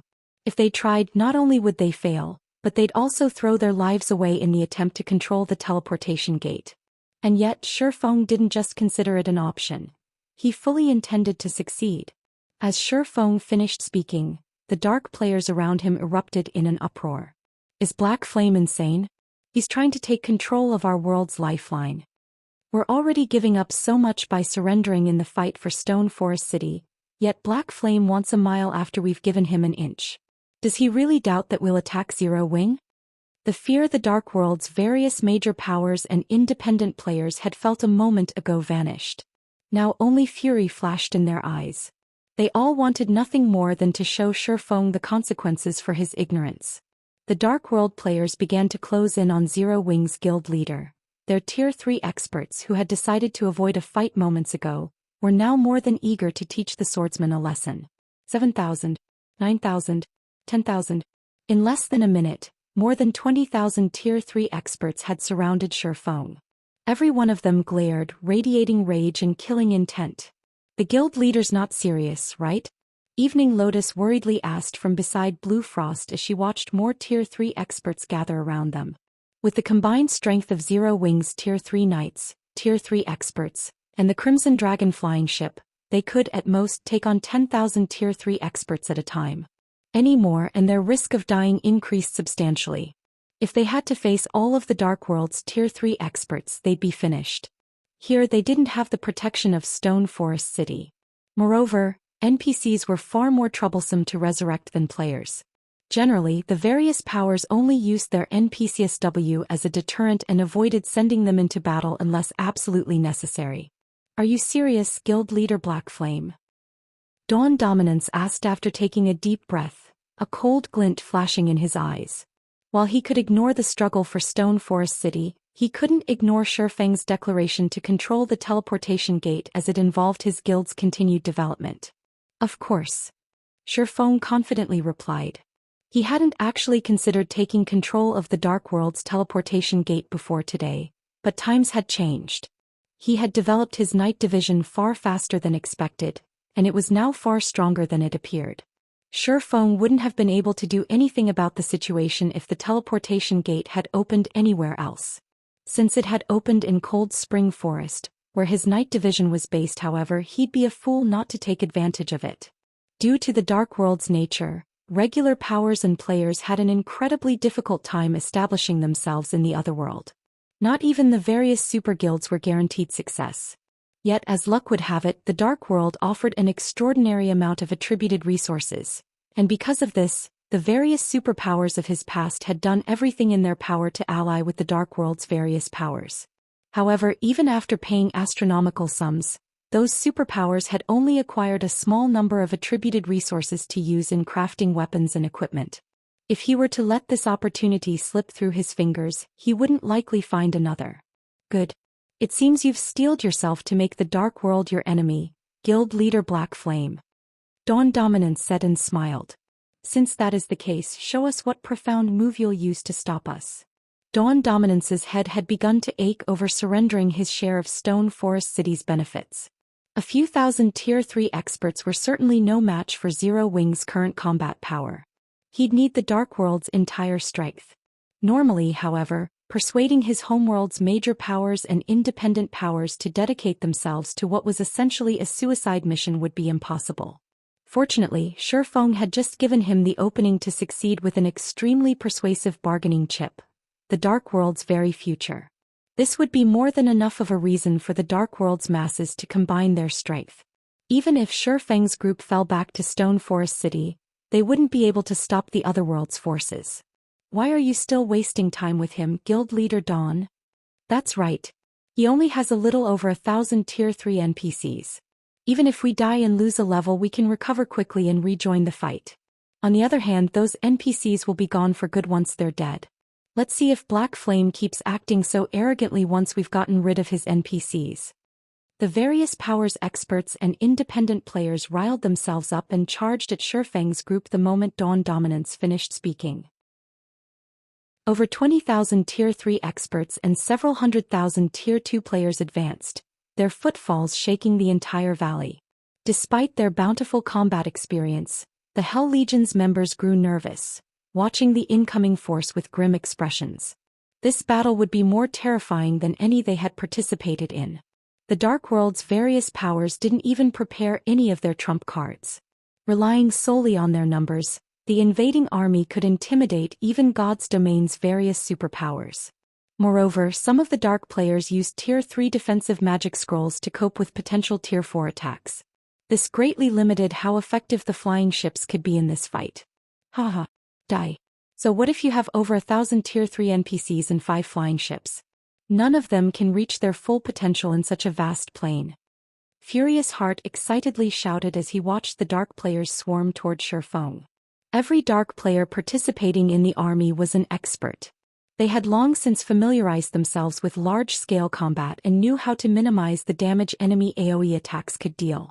Furthermore, unlike in a siege, Zero Wing's forces didn't have a defensive magic array to hide behind. Once the two armies engaged, war weapons like the Crimson Dragon flying ships and large-scale destruction spells would be nearly useless. However, Shi Feng didn't mobilize his flying ships or instruct his Tier 3 magical class NPCs to cast large-scale destruction spells as everyone had expected. He simply watched the Dark players approach in silence. Have they forgotten how to attack, scared silly? They must not have expected an actual fight, but it's too late for regret now. The Dark players were confused when Zero Wing's forces remained motionless, but that didn't stop them in closing the distance. 100 yards. 50 yards. 30 yards. Fools. When less than 30 yards separated Shi Feng's forces from the Dark players, he swung a hand forward and shouted, "Attack!" Suddenly, over 100 tall, brawny oars geared with epic weapons and equipment exploded forth, reaching the enemy's front line in the blink of an eye. They brandished their swords and axes, cutting down the enemy Tier 3 MTs with speed and accuracy. Read latest chapters at Wuxia World. EU skillfully responding to the Or Knight's assault, the Tier 3 MTs raised their shields, effectively blocking the attacks. After a moment, however, every Dark player was stupefied. The instant the Or's weapons slammed into the Tier 3 MT's shields, every player that took a hit flew backward as if a giant boulder had slammed into them. From afar, it had looked like the Dark World's army had crashed into an immovable wall. Not only had the army's advance ended in a grinding halt, but bodies flew above the rest of the force as well. Before these players fell to the ground, however, countless magic arrays appeared above, bombarding them with another series of attacks. The casters exhibited astounding control with their spells, and the spells themselves were unbelievably powerful. Every attack had as much power as level 110 mythic monsters. Despite their defensive spells' protection, the targeted players lost every last HP in no time at all.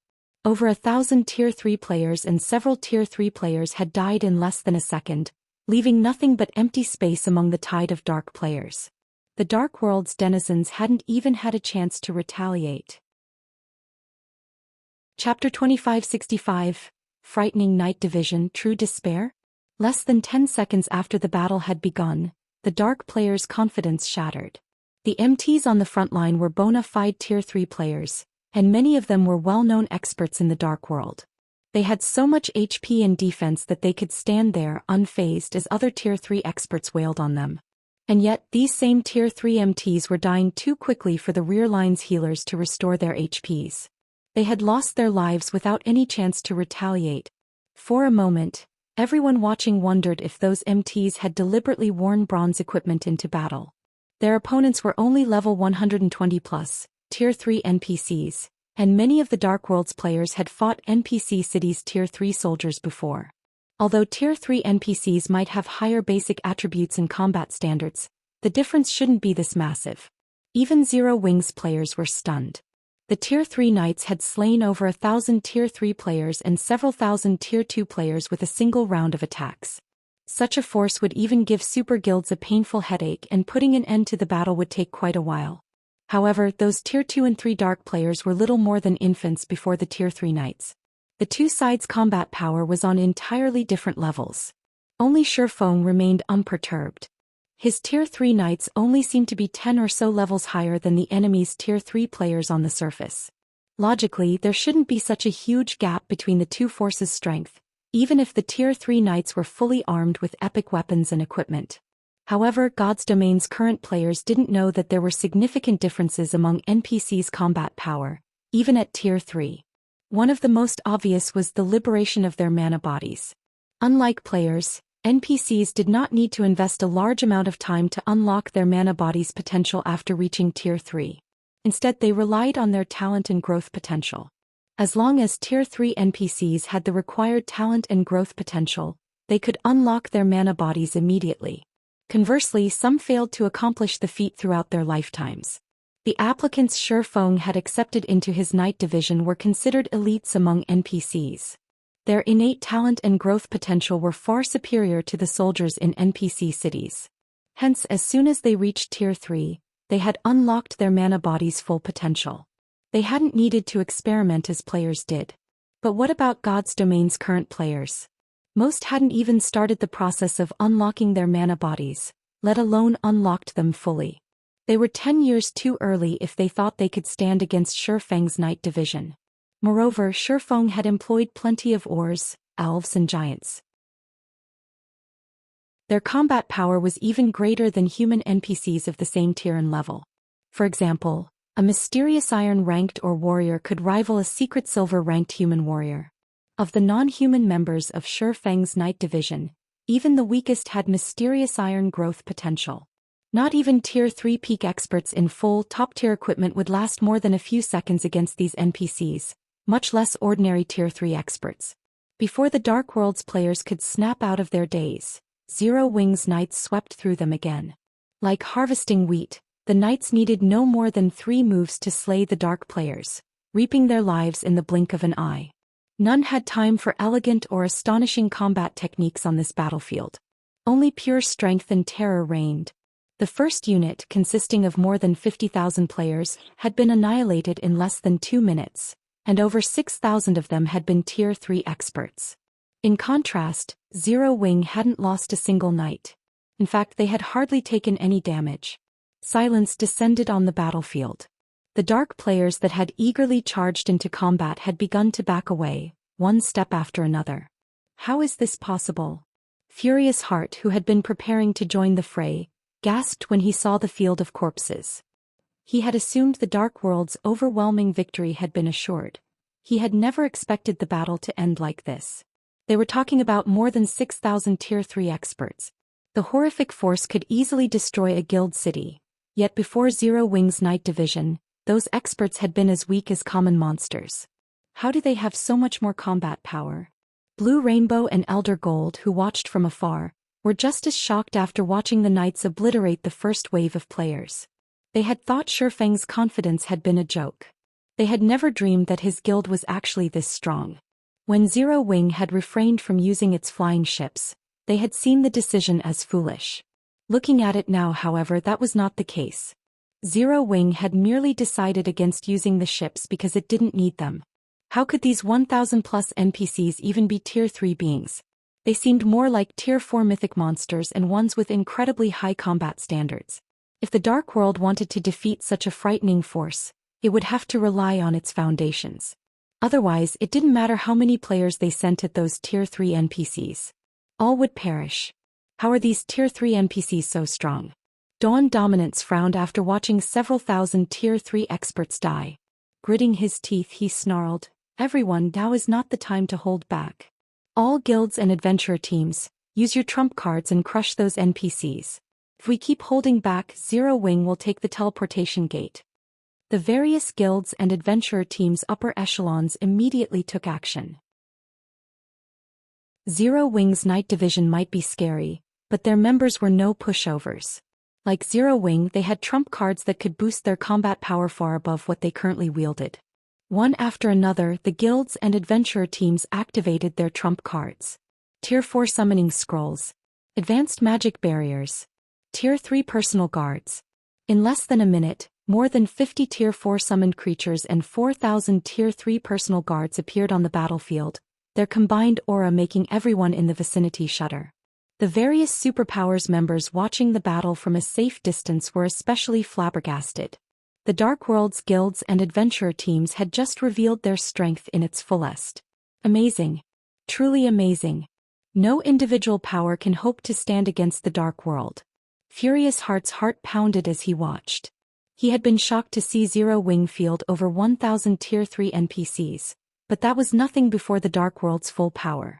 Read latest chapters at Wuxia World. Excellent. Everyone. Dawn Dominance proudly ordered. Annihilate Zero Wing and avenge our fallen brothers. As soon as they heard the command, the various guilds and adventurer teams sent their Tier 3 NPCs and Tier 4 summoned creatures into battle. Not even they had thought their combined strength would be so terrifying. Zero Wing's players began to panic a little. Now the tides had turned. But just as the Dark World's residents expected to see Shifeng fall into despair, the person in question gazed upon the approaching NPC force and summoned creatures with an extraordinary calm before retrieving a small ring from his bag. Miniature World. Chapter 2566. Mouths ajar. Seeing Shifeng step forward and chant an incantation, Blue Rainbow and Elder Gold were stunned. He still wants to fight? Confusion changed Blue Rainbow's expression when Shifeng showed no intention of retreating. The difference between their combat power was clear for all to see. The Dark World's invading army was far too strong for any individual power to stop. Based on Shifeng's behavior, however, he intended to stay in this fight. Blue Rainbow struggled to understand. During its investigations, Dark Rhapsody had obtained quite a bit of detailed information on Zero Wing from the main continent's superpowers and knew the guild had a plethora of astounding trump cards. The Ring of Gospel, a domain treasure, was one of them. When activated on a large battlefield, it had proven miraculously effective.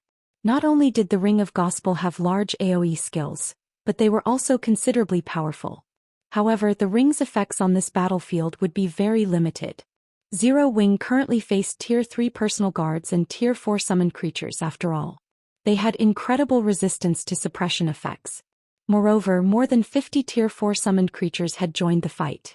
Even if the Ring of Gospel could suppress them, a measly 1,000 plus Tier 3 NPCs wouldn't be enough to stop them. The invading army also had over 3,000 Tier 3 personal guards to support it. Even Graceful Monarch and Purple Rakshasa, who watched from a hidden location, were confused. What is Black Flame trying to do? Is he going for broke? They had only come to get a glimpse of the Dark World's strength. They had never dreamed that they'd witness a large-scale war between Zero Wing and the Otherworld. They had been unprecedentedly shocked after seeing Zero Wing's combat power.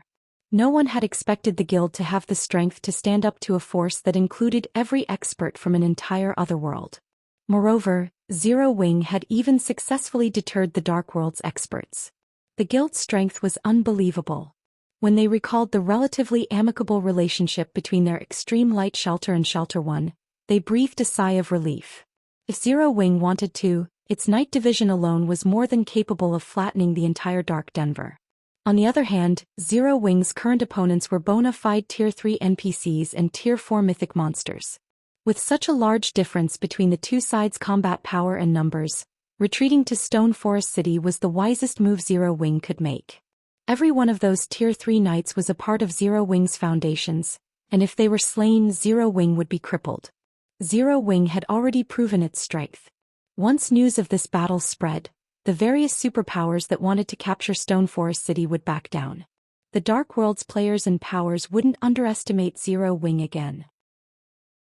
In fact, they might even avoid offending the guild's members in Cold Spring Forest.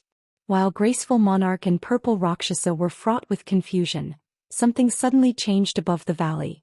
A phantom world gradually descended, growing as it grew closer to the valley floor. In less than 3 seconds, not only had the phantom world grown large enough to cover the battlefield, but it also enveloped the spectating players, including Graceful Monarch and Purple Rakshasa in the distance. The instant they felt the phantom world's power, both Graceful Moon and Purple Rakshasa felt out of tune with the world around them. It felt like they had become enemies with their surroundings. Not only had their physique started to weaken, but they also lost a significant portion of their basic attributes. The phantom world's power also seemed to affect the Tier 3 personal guards and Tier 4 summoned creatures. They had slowed considerably and their auras even seemed significantly weaker. What did he do? Blue Rainbow gaped, shocked when she realized how much the Tier 3 NPCs and Tier 4 monsters had been suppressed. She had experienced domain's effects before, which tended to be much weaker than magic barriers. The stronger the target was, the less the domain would suppress it. Yet Shifeng's domain had destroyed everything she thought she knew about the mechanic. Normally, not even intermediate magic arrays could suppress Tier 4 monsters to this extent, but within Shifeng's domain, their auras had weakened considerably. This domain could practically rival advanced magic barriers, and it was so massive that it covered the entire valley. He had never heard of such a powerful domain. Before anyone could react, however, Shifeng began another incantation. Ring of Brilliance. When he finished his chant, a light rippled across the battlefield, stunning every dark player in the area. Crap. This is cheating. Magic Flash cursed aloud, glaring at Zero Wing's night division. The intensity of those knights' auras had skyrocketed, and the combined energy made them feel as if they were truly a legion of Tier 4 monsters. The knights' mental states had also visibly improved. They looked nothing like they had a few moments ago. The sudden development caused an uproar among the various guilds and adventurer teams' upper echelons, who commanded the Tier 3 personal guards and Tier 4 summoned creatures, and they halted their advance, exchanging looks. A deathly silence had fallen over the Dark World's invading army, and the passion and killing intent they had radiated was nowhere to be seen. Do you wish to continue this fight? Shifeng calmly asked after sweeping his gaze over the dark players before him. This time not one dark player dared to speak up. They simply stared back with angry, reluctant looks. Fight. More like suicide. Determined, they had revealed every trump card they had previously hidden, and yet, thanks to the Ring of Gospel's 2 skills, they hadn't even shortened the gap between their strength and Zero Wings. Rather, it had only grown. Read latest chapters at Wuxia World. Since no one responded to his question, Shifeng turned to Dawn Dominance, who still succumbed to his shock. Guild Leader Dawn, since you can speak on behalf of the Dark World, may I know if you wish to continue this battle? Shifeng asked, smiling at the robust man. Dawn Dominance's countenance turned ashen when he heard the question, and he was at a complete loss for words.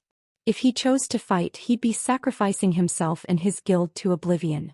He had dispatched every Tier 3 personal guard world domination owned for the sake of driving the other guilds and adventurer teams into action. If just one of those NPCs died, his guild would suffer a huge blow. If they all died, world domination wouldn't survive. However, nothing would remain of world domination's hard-won prestige in the Dark World if he admitted defeat. Chapter 2567. Suppressing an army of millions. Upon hearing the question Shifeng directed at Dawn Dominance, silence fell over the battlefield as the various powers' upper echelons turned to look at world domination's guild leader, who served as the Dark World's representative. Zero Wing's strength had far exceeded their expectations. The guild possessed not only an incredibly strong knight division but also a domain treasure capable of significantly suppressing even Tier 4 creatures. The combination of the 2 cards meant no power could threaten Zero Wing's Knight Legion at this stage of the game. For a time, silence reigned over the Dark World's army of several millions because of Shifeng's words. This situation stupefied Magic Flash and the others, who were spectating the battle from afar. Arrogance, ignorance. When Magic Flash and the others thought back to the opinions they had of Shifeng, they realized how ridiculous those were. At the same time they celebrated inwardly. This was because they finally saw for themselves what a true monster was today. Previously, in their opinion, single-handedly going up against thousands of enemies simultaneously could already be considered a legendary feat. In fact, 99% of the people who claimed to be capable of such a feat were undoubtedly spouting nonsense. As expert players, Magic Flash and his companions knew just how difficult it was to go up against thousands of enemies simultaneously, especially in a large-scale guild war. The enemy side would definitely have numerous expert players amidst their forces. Trying to fight against thousands in such a situation ramped up the difficulty. Now, however, not only did this legendary feat happen right before their very eyes, but the scale of this feat had even been magnified by 1,000. Shifeng had single-handedly suppressed an army of millions. Due to just this one scene, they could say with certainty that the name of Black Flame would shake the entire Dark World in the future. Is he really human? Purple Rakshas's heart pounded rapidly as she took in the army of millions remaining motionless before Shifeng. At this moment she earnestly doubted Shifeng was human. He had intimidated several million expert players and several thousand Tier 3 NPCs. Although Shifeng's previous performance at the Extreme Light Shelter had already been plenty shocking, that feat was nothing compared to this. Even standing a great distance away, she had still shuddered upon sighting the army of millions. Shifeng, however, had single-handedly silenced these several million experts. The power and influence he wielded were simply inhuman. It seems Shelter 1 no longer has to worry about its development from now on, Graceful Monarch said, a bitter smile forming on her face as she gazed at Blue Frost, one of her rivals in the Dark Denver. Originally, Graceful Monarch thought that, with Crimson Emperor's help, the Extreme Light Shelter could surpass Shelter 1 in the Dark Denver. In light of the turn of events, however, that was categorically impossible. Zero Wing was a guild capable of suppressing an entire world's players to the point where they didn't even dare to breathe. Once news of this feat reached the Dark Den, the experts that revered strength would definitely do everything they could to join Shelter 1 and Zero Wing. Moreover, Shifeng had previously displayed extraordinary individual strength in the Dark Denver. With these two factors combined, Shelter 1 would surely become a sacred land for Dark Den's experts. After the silence on the battlefield persisted for some time, Dawn Dominance walked up to Shifeng with an incomparably gloomy expression. The pride and fighting spirit he had before were nowhere to be seen now. Guild leader Black Flame, this move of yours is indeed amazing. I'm afraid nobody ever thought that Zero Wing might actually possess so much hidden strength, Dawn Dominance said after taking a deep breath. However, it is wise not to bum one's bridges.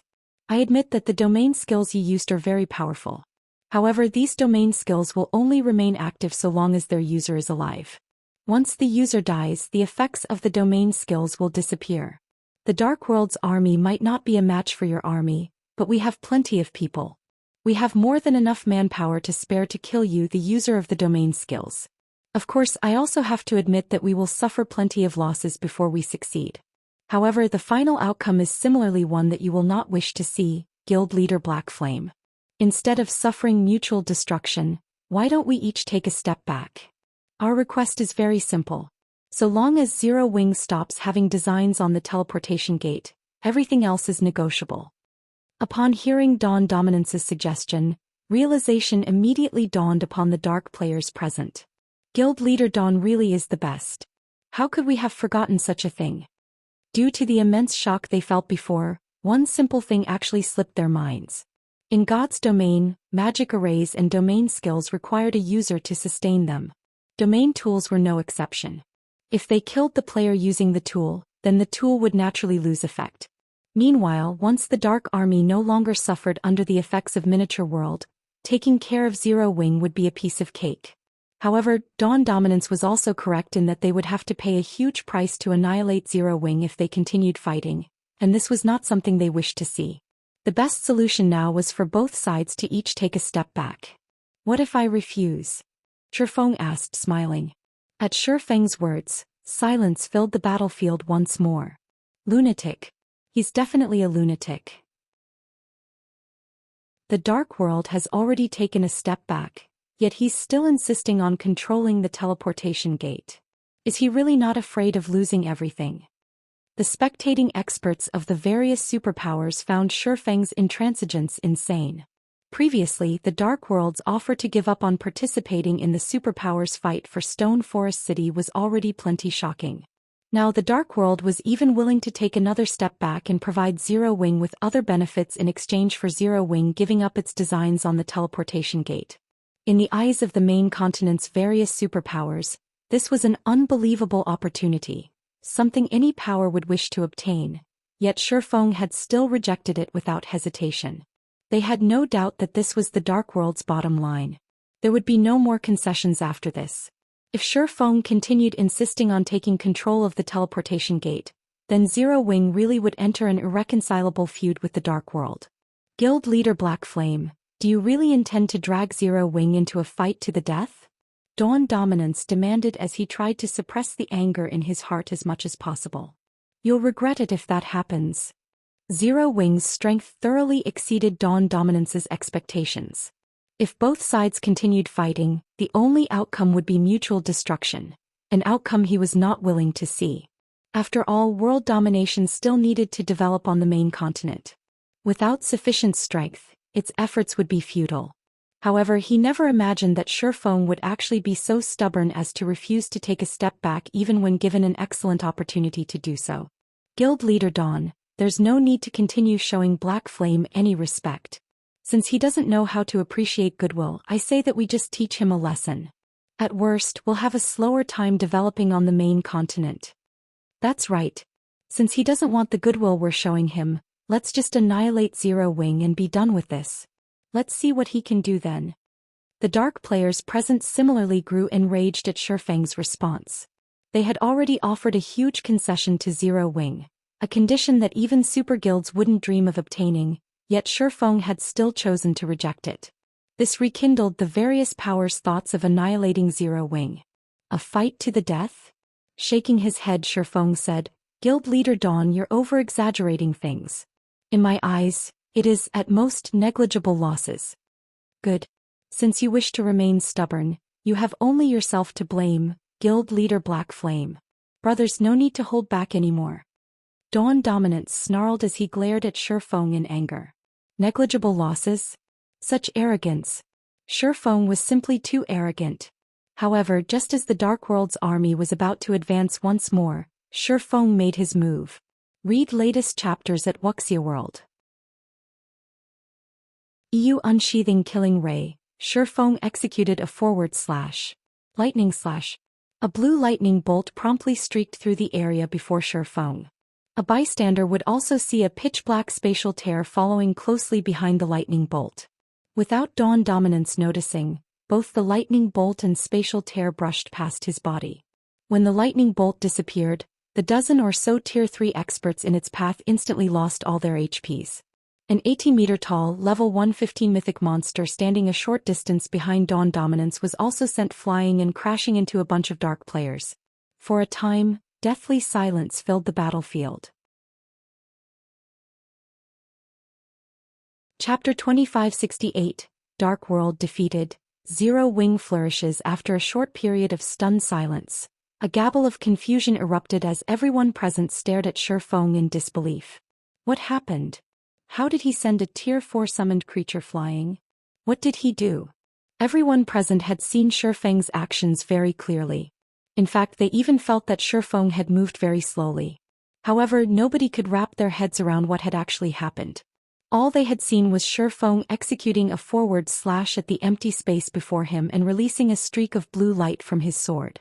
And by the time they snapped out of their daze, the Tier 4 summoned creature that stood over 60 yards away from the swordsman was already in the air. He sent a level 115 Tier 4 summoned creature flying with a single hit? Blue Rainbow wore a somber and confused look on her face as she gazed at Shifeng. Just how high are his basic attributes? From previous investigations, she knew that Shifeng possessed ridiculously high basic attributes. Even Rebellious Thunder, who was a demon count and wielded the magic weapon Cruel Darkness, had only a slight edge on Shifeng in this regard. Moreover, that was when Shifeng was in his normal state. In other words, even back then Shifeng's strength attribute should already rival that of mythic monsters of the same level. Now, however, Shifeng had actually sent a level 115 mythic monster flying with his attack. Something was wrong with this situation. After all, blocking an attack from a mythic monster and sending a mythic monster flying were two entirely different concepts. Unless there was an enormous gap in strength, it was impossible for one to send their opponents flying, yet not only did Shifeng send a mythic monster flying, but it was even a level 115 mythic monster. The current strength he displayed was starkly different from what the reports mentioned. How is this possible? Furious Heart, who was spectating from afar, was similarly stunned by this situation. He had personally witnessed Shifeng's strength before. However, despite so little time having passed since their last meeting, Shifeng could now actually send a level 115 mythic monster flying with his attacks. For a moment, Furious Heart suspected that the main god system was playing a prank on him. With such frightening strength, let alone Tier 3 NPCs, even Tier 4 NPCs would struggle to deal with Shifeng. Needless to say, it would be a fool's dream to hope that a bunch of Tier 4 mythic monsters would defeat him. Monsters generally had very low combat standards. In a situation where the difference in basic attributes was negligible, they would be no different from common monsters in front of even ordinary expert players, let alone a domain realm expert like Shifeng. If all 50+ Tier 4 summoned creatures attacked the swordsman, they would still have an incredibly difficult time inflicting damage on him. Not to mention Shifeng still had a legion of Tier 3 knights behind him. How did he get so strong? Hal Rush, who stood among Zero Wing's forces, was similarly astounded as he looked at Shifeng. Ever since Netherworld Empire had partnered with Zero Wing, Hal Rush had been following beside Shifeng almost every day. Hence, he had a very good understanding of Shifeng's strength. Moreover, Shifeng had spent much less time grinding than Hal Rush. In fact, Hal Rush had rarely ever seen Shifeng going out to grind for levels, as the man was tied down by all sorts of guild affairs. In contrast, Hal Rush had been frantically grinding every day. And thanks to Stone Forest City's help, not only was he close to reaching level 110 already, but he had even replaced 2 pieces of his equipment thus far. He had also achieved considerable progress in unlocking his mana body. Personally, he deemed that the gap in combat power between himself and Shifeng should have shrunk by quite a bit. However, contrary to Hal Rush's belief, not only had the gap in combat power not shrunk, but it had actually grown instead. As for Dawn Dominance, who originally planned to ridicule Shifeng for his arrogance and ignorance, he was stunned by this unexpected development as well. When he saw the Tier 4 summoned creature sprawled on the ground, his mind froze momentarily. Dawn Dominance had known that Shifeng possessed basic attributes rivaling those of mythic monsters, and that the man was considered a peerless monster in God's domain. The swordsman definitely wasn't an existence that ordinary experts could hope to contend with. Even a group of Tier 3 peak experts wouldn't be his match. However, what was up with the current situation? How was Shifeng just a peerless monster? He was much stronger than even Zero Wing's 9 invincible Tier 3 knights. In fact, killing several hundred of Zero Wing's Tier 3 knights would be much easier than killing Shifeng.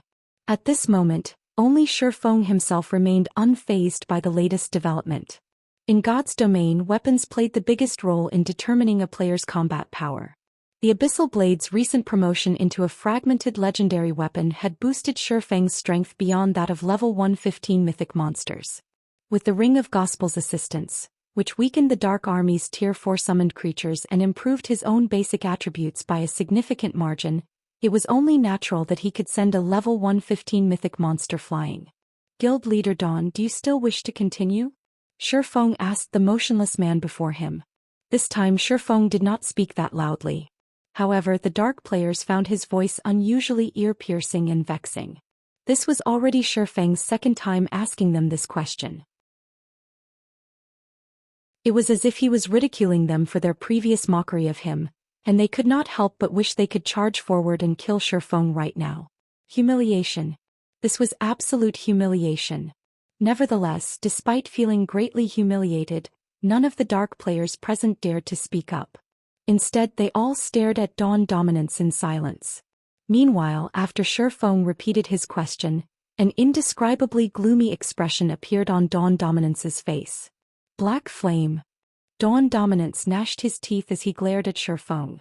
However, aside from calling out Shifeng's name, he couldn't think of anything else to say. In this situation, the upper echelons of the Dark World's various powers sympathized with Dawn Dominance despite themselves. Previously, Dawn Dominance's bid to increase world domination's influence in the Dark World through this war had exasperated the various powers present. This was especially true for Dark Rhapsody and Deity Society. Currently, however, both Blue Rainbow and Elder Gold only felt pity for Dawn Dominance. After all, Shifeng was truly too vicious. By deliberately repeating his question, not only did Shifeng thoroughly humiliate Dawn Dominance, but Dawn Dominance also had no choice but to stomach this humiliation in silence.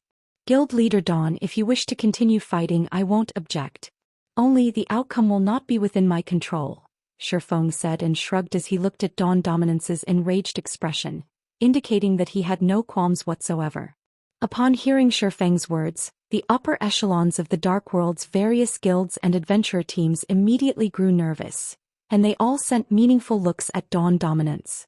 The Zero Wing members and various superpowers spectating experts present gaped in shock at this sight.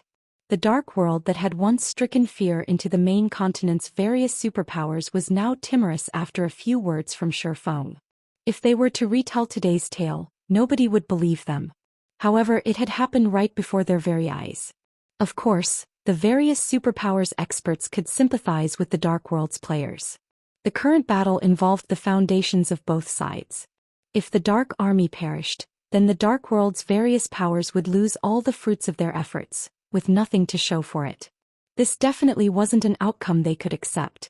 Guild Leader Blackflame, I admit that you are very powerful. The Dark World will give up on this teleportation gate. However, don't think you can feel pleased for long. You won't be able to defend this teleportation gate forever. Dawn Dominance said after taking in a deep breath. Read latest chapters at Wuxia World. As soon as Dawn Dominance finished speaking, he turned around and walked back to the teleportation gate. He had no intention of staying in Cold Spring Forest for even a moment longer.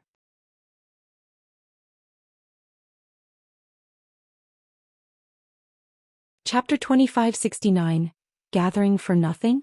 Cold Spring Forest, Stone Forest City. As news of the Dark World's teleportation gates opening had already spread across the entire Cold Spring Forest, the tension in Stone Forest City had increased, and many of the city's resident players had decided to leave and develop somewhere else. This development left the once bustling city quiet.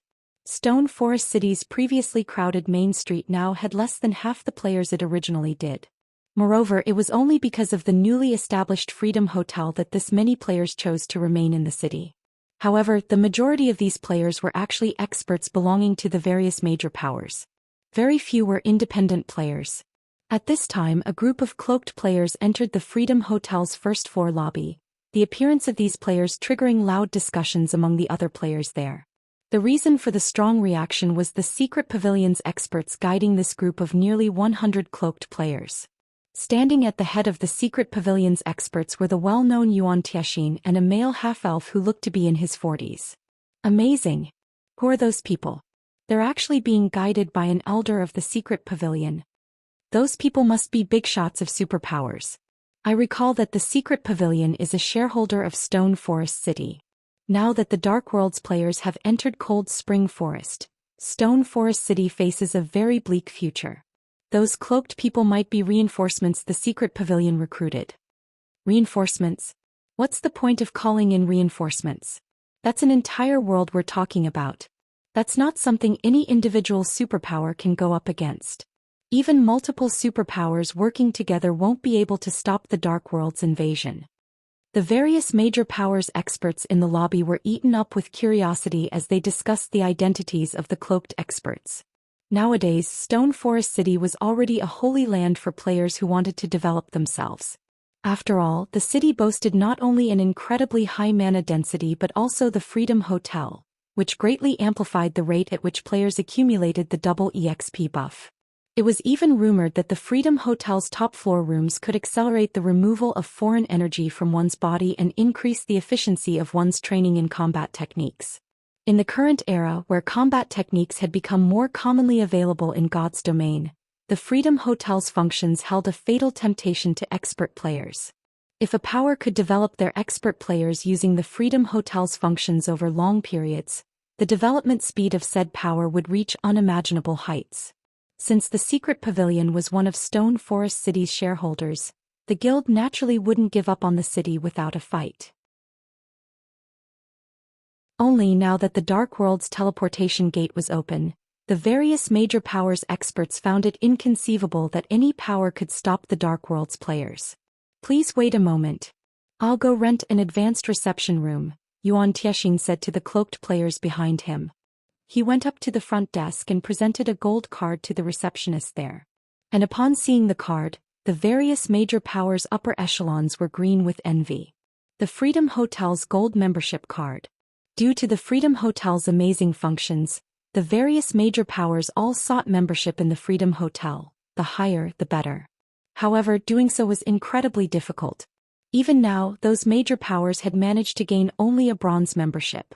If they wished to elevate their membership status to silver, they would need to accumulate a large number of contribution points in the Freedom Hotel, which could be acquired only by selling rare materials and doing quests. Moreover, each player could sell only a limited amount of materials per day. Meanwhile, a gold membership allowed players to rent the rooms on the Freedom Hotel's top floor. While Xianxia was handling the rental procedures, the cloaked players standing behind him studied the Freedom Hotel's interior. "So this is Zero Wing's Freedom Hotel? This place really is amazing," said a cloaked, male youth radiating dense darkness energy. He sighed ruefully when he sensed the density of the mana inside the hotel and the mana's effects. "It's no wonder Zero Wing dared to offend our guild before. So what if Zero Wing dared to offend us?" In the end, Zero Wing still lost to Vice Guild Leader Light, a level 109 elementalist standing beside the male youth and similarly radiating darkness energy said disdainfully.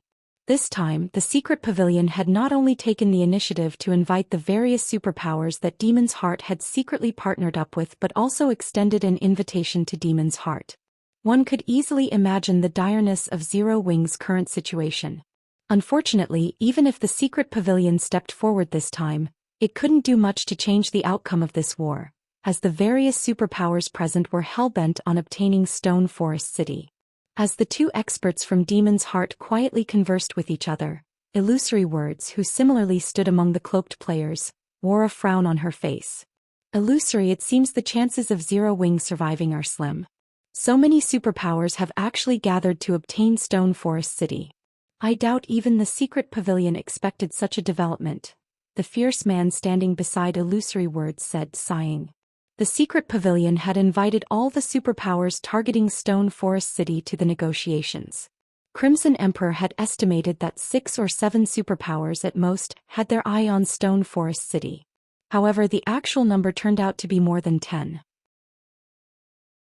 Even Battle Wolves, which had an irreconcilable feud with Demon's Heart, had decided to join in the fray. If these superpowers banded together, they would have a minimum of 4,000 Tier 3 experts with very high combat standards. If they worked together with the Dark World's forces and attacked Stone Forest City from both the inside and outside, Stone Forest City wouldn't stand a chance. Of course, the fierce man could also understand why the various superpowers were willing to go to such lengths to obtain Stone Forest City. After all, the advantages the city brought were simply amazing. This was especially true for the Freedom Hotel. No superpower would pass up the Freedom Hotel's benefits. Moreover, Zero Wing had even taken the initiative to meet the Dark World's army at the teleportation gate. That was simply suicide. Now, even if all of the 5 great super guilds banded together, they still wouldn't be able to save Zero Wing. At this moment, let alone Illusory Words and the fierce man from Crimson Emperor, even Xianxia, who had invited the various superpowers secretly targeting Stone Forest City, was surprised by this situation. He never thought that there would be more than 10 superpowers targeting Stone Forest City this time. Aside from Demon's Heart and Starlink, which bore deep hatred for Zero Wing, the superpowers included the Ten Saints Empire's Demon Palace, the Shadow World's Shadowless Empire, and the Super Guilds Battle Wolves and Pantheon.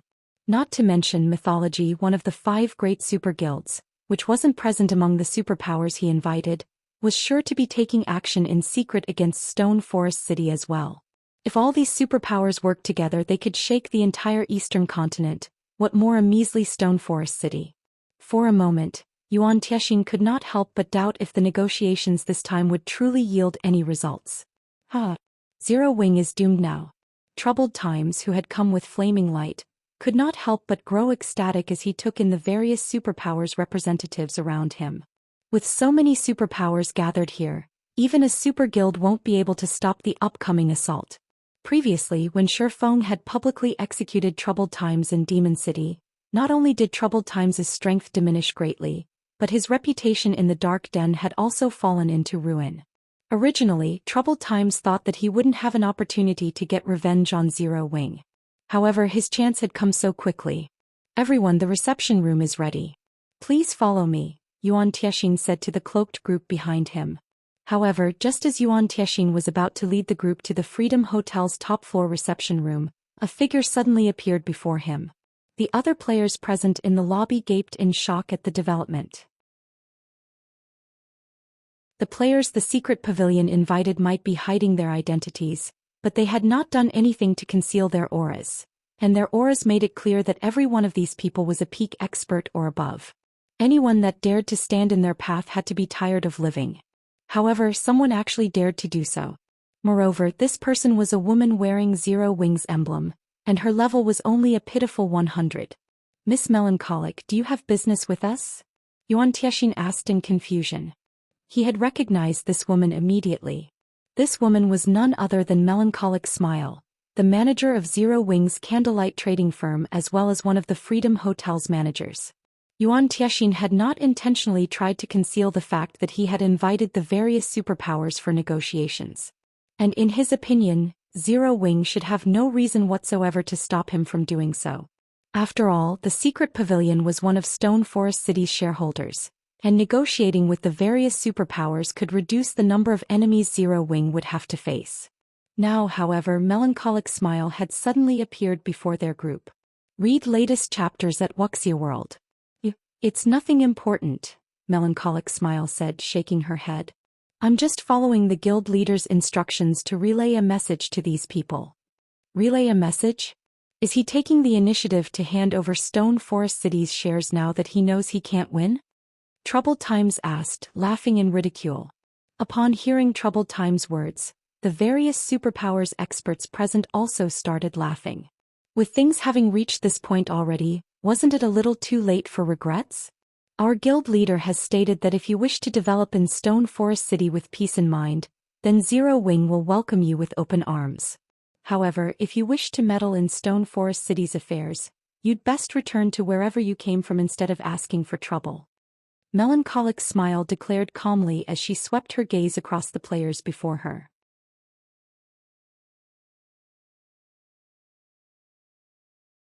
Chapter 2570. On the verge of war. Crazy Zero Wing. At first, the players in the lobby had paid close attention to the mysterious group Yuan Tiexin had invited, and Melancholic Smile hadn't tried to keep her voice down.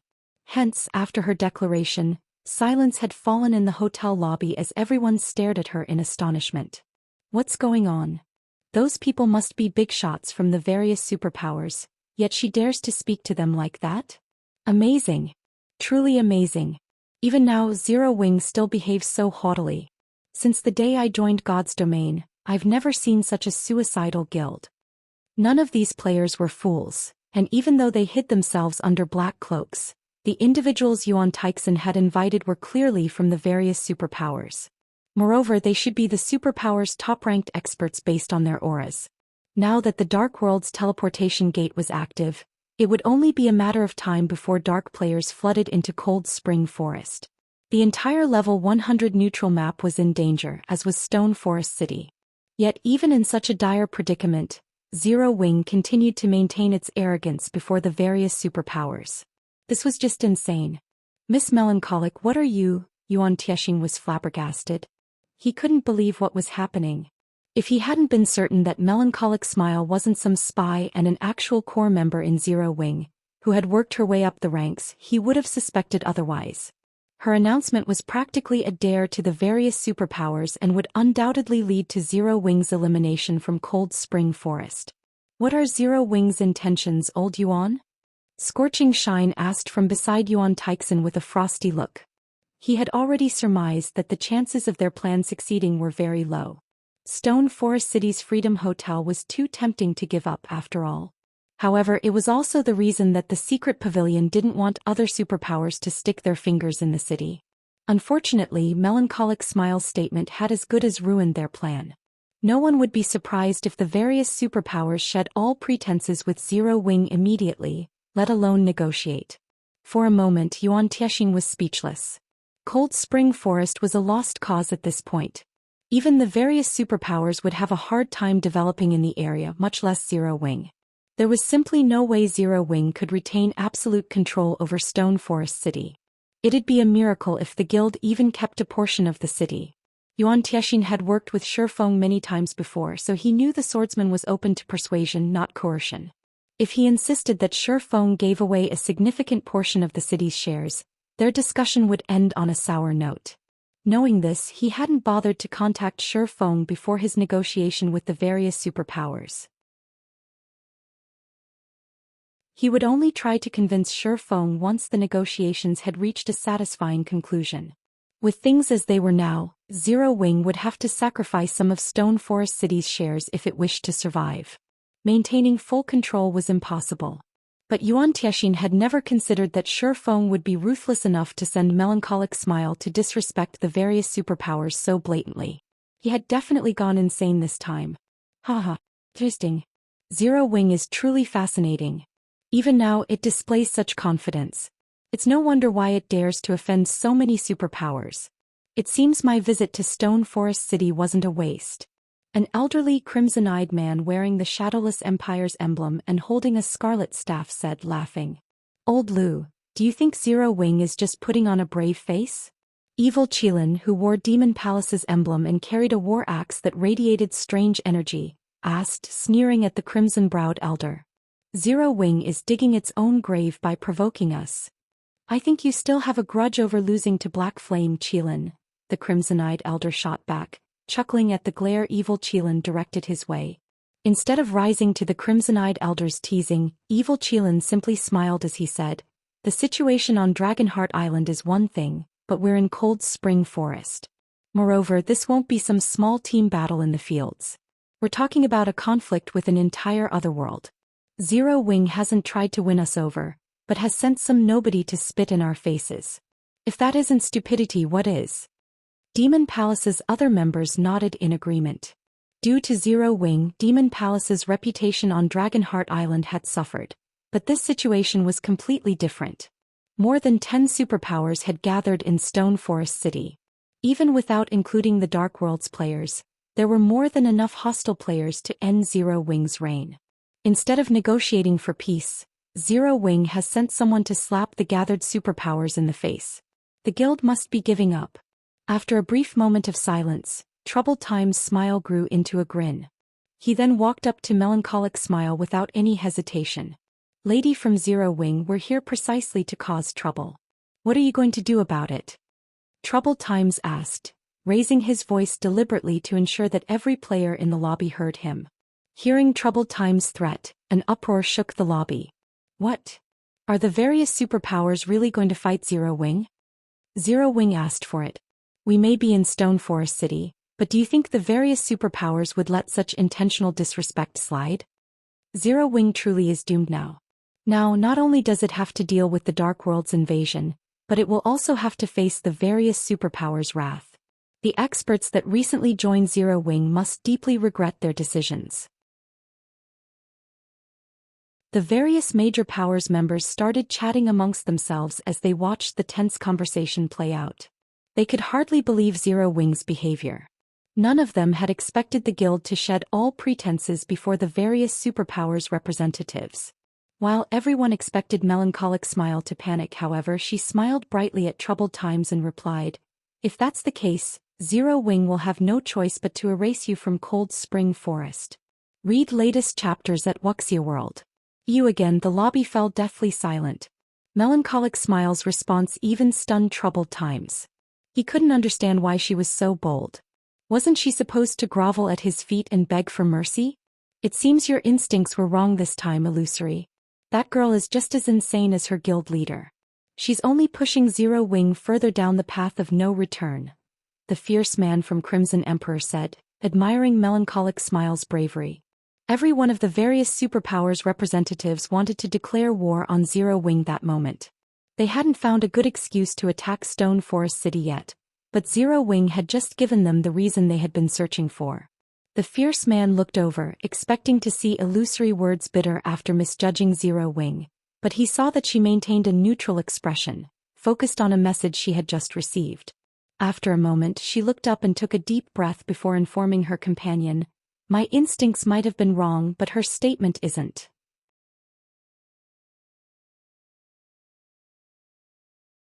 Chapter 2571. Astonished once more. Hotel in an uproar. "What do you mean?" Illusory word statement confused her fierce comrade from Crimson Emperor. What did she mean by her instincts had been wrong, but Melancholic Smile wasn't? The current situation was clear for all to see, and illusory words had acknowledged that she had misjudged Zero Wing. How could Melancholic Smile's statement possibly be correct? Zero Wing was struggling to survive. Chasing the various superpowers out of Cold Spring Forest from such a position was a joke. To be precise, my instincts were only partially correct, illusory words explained, chuckling at the fierce man's confused look. It's best if you take a look for yourself. I just received this message from Graceful Monarch. Graceful Monarch? Has something unexpected happened at the teleportation gate? Curious, the fierce man opened the message illusory words had forwarded. Graceful Monarch and Purple Rakshasa had wanted to see the Dark World's teleportation gate themselves and get a clear grasp of the invading army's strength. Zero Wing had also dispatched quite a few players to the gate, and by allowing the two Dark Den players to spectate, they'd find out exactly what Zero Wing intended. In his opinion, Zero Wing was wasting its time in trying to negotiate with the Dark World's various powers, especially once they'd seen the benefits Cold Spring Forest and Stone Forest City had to offer. Regardless of what the guild tried to offer, the outcome wouldn't change. Retaining a small fraction of the city's shares was the best Zero Wing could hope for. It shouldn't dream of holding more power than that. The Dark World's invading army had more than 30,000 Tier 3 experts. No individual power would have the strength to stand up against that. While the fierce man carefully read Graceful Monarch's message, more players had begun to gather in the Freedom Hotel. A large number of independent experts had come to hear what Melancholic Smile had to say. Did she get the wrong message? Dropping all pretense with the various superpowers would only bring Zero Wing more harm. Stone Forest City might not even last 3 days at this rate, much less a week. Galaxy Past, who had just arrived in the Freedom Hotel's lobby, gaped in shock when he heard about Melancholic Smile's interaction with the superpowers representatives. Every player in the city was paying attention to the current situation Zero Wing and Cold Spring Forest faced. Although word of the various superpowers moving against Stone Forest City had long since reached the masses, Galaxy Past still had a hard time believing that Zero Wing would take the initiative to offend the various superpowers. He too knew that Zero Wing would never bend to coercion, only persuasion. He also knew that the guild was insane and acted no differently than a gambling addict. Although Zero Wing's crazy bets had been astonishingly successful thus far, its current opponent was on a completely different level than those it had faced before. If Zero Wing moved against the various superpowers now, it would be caught in a dead end. Zero Wing was no longer the guild it had been. It had nearly as many resources and as much territory as the various superpowers. If the guild could stabilize its hold in Stone Forest City and continue to develop in peace, it would only be a matter of time before it became another of God's domain's superpowers. While Galaxy Past found Melancholic Smile's actions perplexing, Demon's Heart's members began to laugh. Troubled Time's laughter in particular rang throughout the lobby. He looked at Melancholic Smile as if she were a fool. Truthfully, not even he had expected this development. He had believed this woman would have tried to explain away her statement as a misunderstanding. He had never dreamed that she'd pit herself against the various superpowers directly, removing any room for negotiation. Now that Melancholic Smile had offended the various superpowers, their reputations would suffer if they didn't respond appropriately. Lady from Zero Wing, you certainly are bold. Would you truly kick us out of Cold Spring Forest if we choose to ignore Zero Wing's threat? Do you assume we won't eliminate you just because Zero Wing is the only established guild in Cold Spring Forest?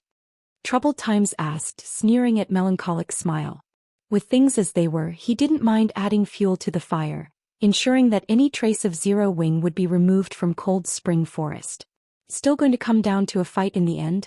Yuan Tiexian could not help his bitter smile at melancholic smile's fearlessness. Personally, Yuan Tiexian admired Zero Wing's future and Shifeng's strength. Moreover, the secret pavilion had gained quite a bit from its partnership with this guild.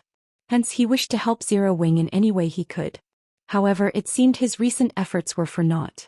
Just as Yuan Tiexian was about to give up and try to find another way to deal with the gathered superpowers, a voice called out from a group of cloaked players, echoing throughout the hotel lobby. "Excuse me, Miss Melancholic, but unlike the other superpowers, Battle Wolves is only here in hopes of allying with Zero Wing. I'd like to avoid a misunderstanding." Everyone in the lobby spun to look at the speaker. Several players broke away from the group and removed their black cloaks to reveal their true appearances. A middle-aged man led the small party. It was none other than Sirius, one of the Battle Wolves' 4 Great Wolf Kings. Crap. Battle Wolves has come too? Sure enough, those cloaked players all have powerful backgrounds, but what is Sirius trying to do? He really doesn't plan to target Stone Forest City? Zero Wing is so lucky.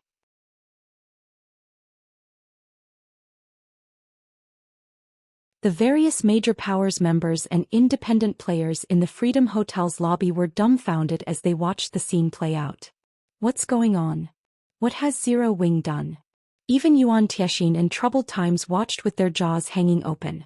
They had no idea what was happening either.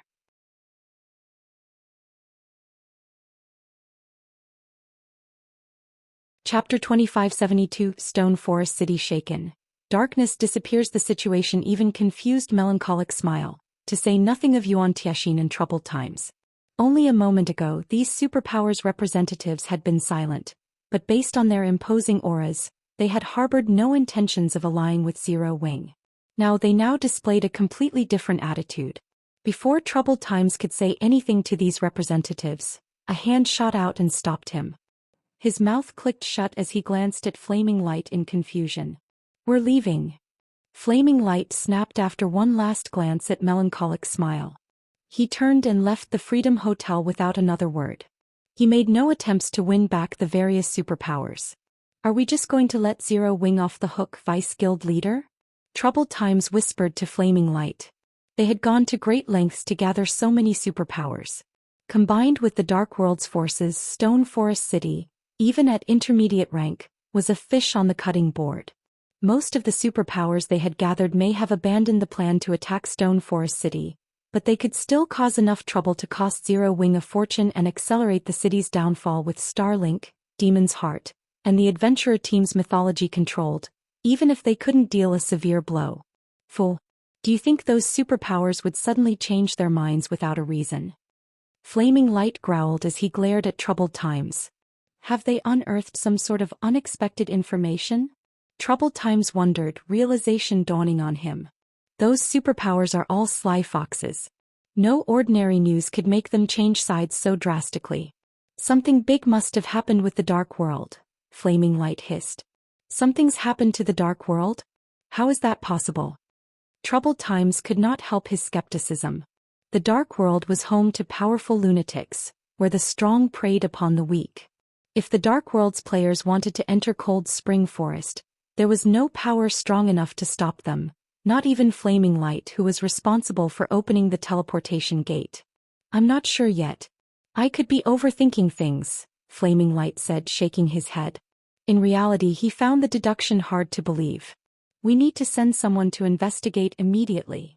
"I'll contact Elder Hart right away," Troubled Times said, nodding. Even after Flaming Light and his entourage left the Freedom Hotel, the lobby was still silent as the various major powers members and independent players remained speechless. Everything had changed too suddenly. A commotion erupted, and the various major powers experts and independent players stared at Yuan Tiexian as if he were a blubbering fool. No individual power in God's domain was capable of standing against the Dark World's invading army. Although Zero Wing had a large number of Tier 3 NPCs under its command, that only amounted to 600. Trying to stop more than 30,000 Tier 3 players with a measly 600 Tier 3 NPCs was a joke. Even if they included every Tier 3 player in Zero Wing, the guild should have no hope of stopping the Dark World's invading army. Furthermore, the various powers that called the Dark World home had extraordinary powers. If they all revealed just one of their many trump cards, they could easily annihilate every player in Cold Spring Forest 10 times over. With such strength, how could Zero Wing possibly defeat this invading army? I knew you wouldn't believe me. Here, take a look. This is the battle video Jade recorded, Yuan Tiexian said, shaking his head helplessly. Yuan Tiexian found the situation just as unbelievable, but with the facts before him he had no choice but to recognize it as truth. Scorching Shine then watched the video Yuan Tiexian sent him. Silence. Shock. How is this possible? Scorching Shine couldn't believe his eyes. Read latest chapters at Wuxia World. They were talking about several million expert players. He also saw several dozen Tier 4 summoned creatures and several thousand Tier 3 personal guards. Yet even with such power, the Dark World's invading army had suffered defeat. Shortly after the video ended, a group of players entered the Freedom Hotel's lobby in a hurry, clearly excited. Big news, everyone. Great news. Zero Wings just repelled the Dark World's invading army and has taken control of the Dark World's teleportation gate.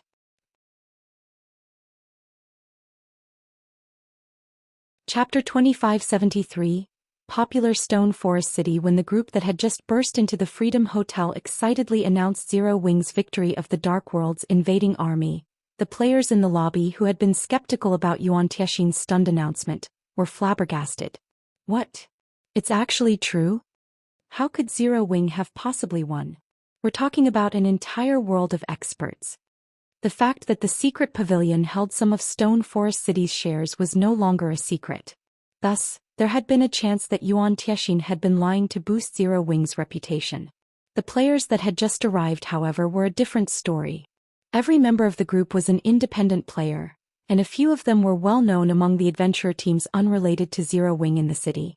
Because of this, they were considered quite credible. Most importantly, they had just explained the sudden change in the various superpowers' attitudes regarding Zero Wing. Even with many players still doubting the news, assuming it was either a lie or outrageously exaggerated, there was no doubt that the guild in question had done something to change the superpowers' minds. That fact alone was enough to shock everyone in the lobby only moments before they were overcome with joy. Without the various superpowers' interference and with Stone Forest City's defenses and terrain advantage, even the Dark World's players would need a long time before they could capture the city. Meanwhile, resident players like themselves could safely and far faster than those based outside of Stone Forest City.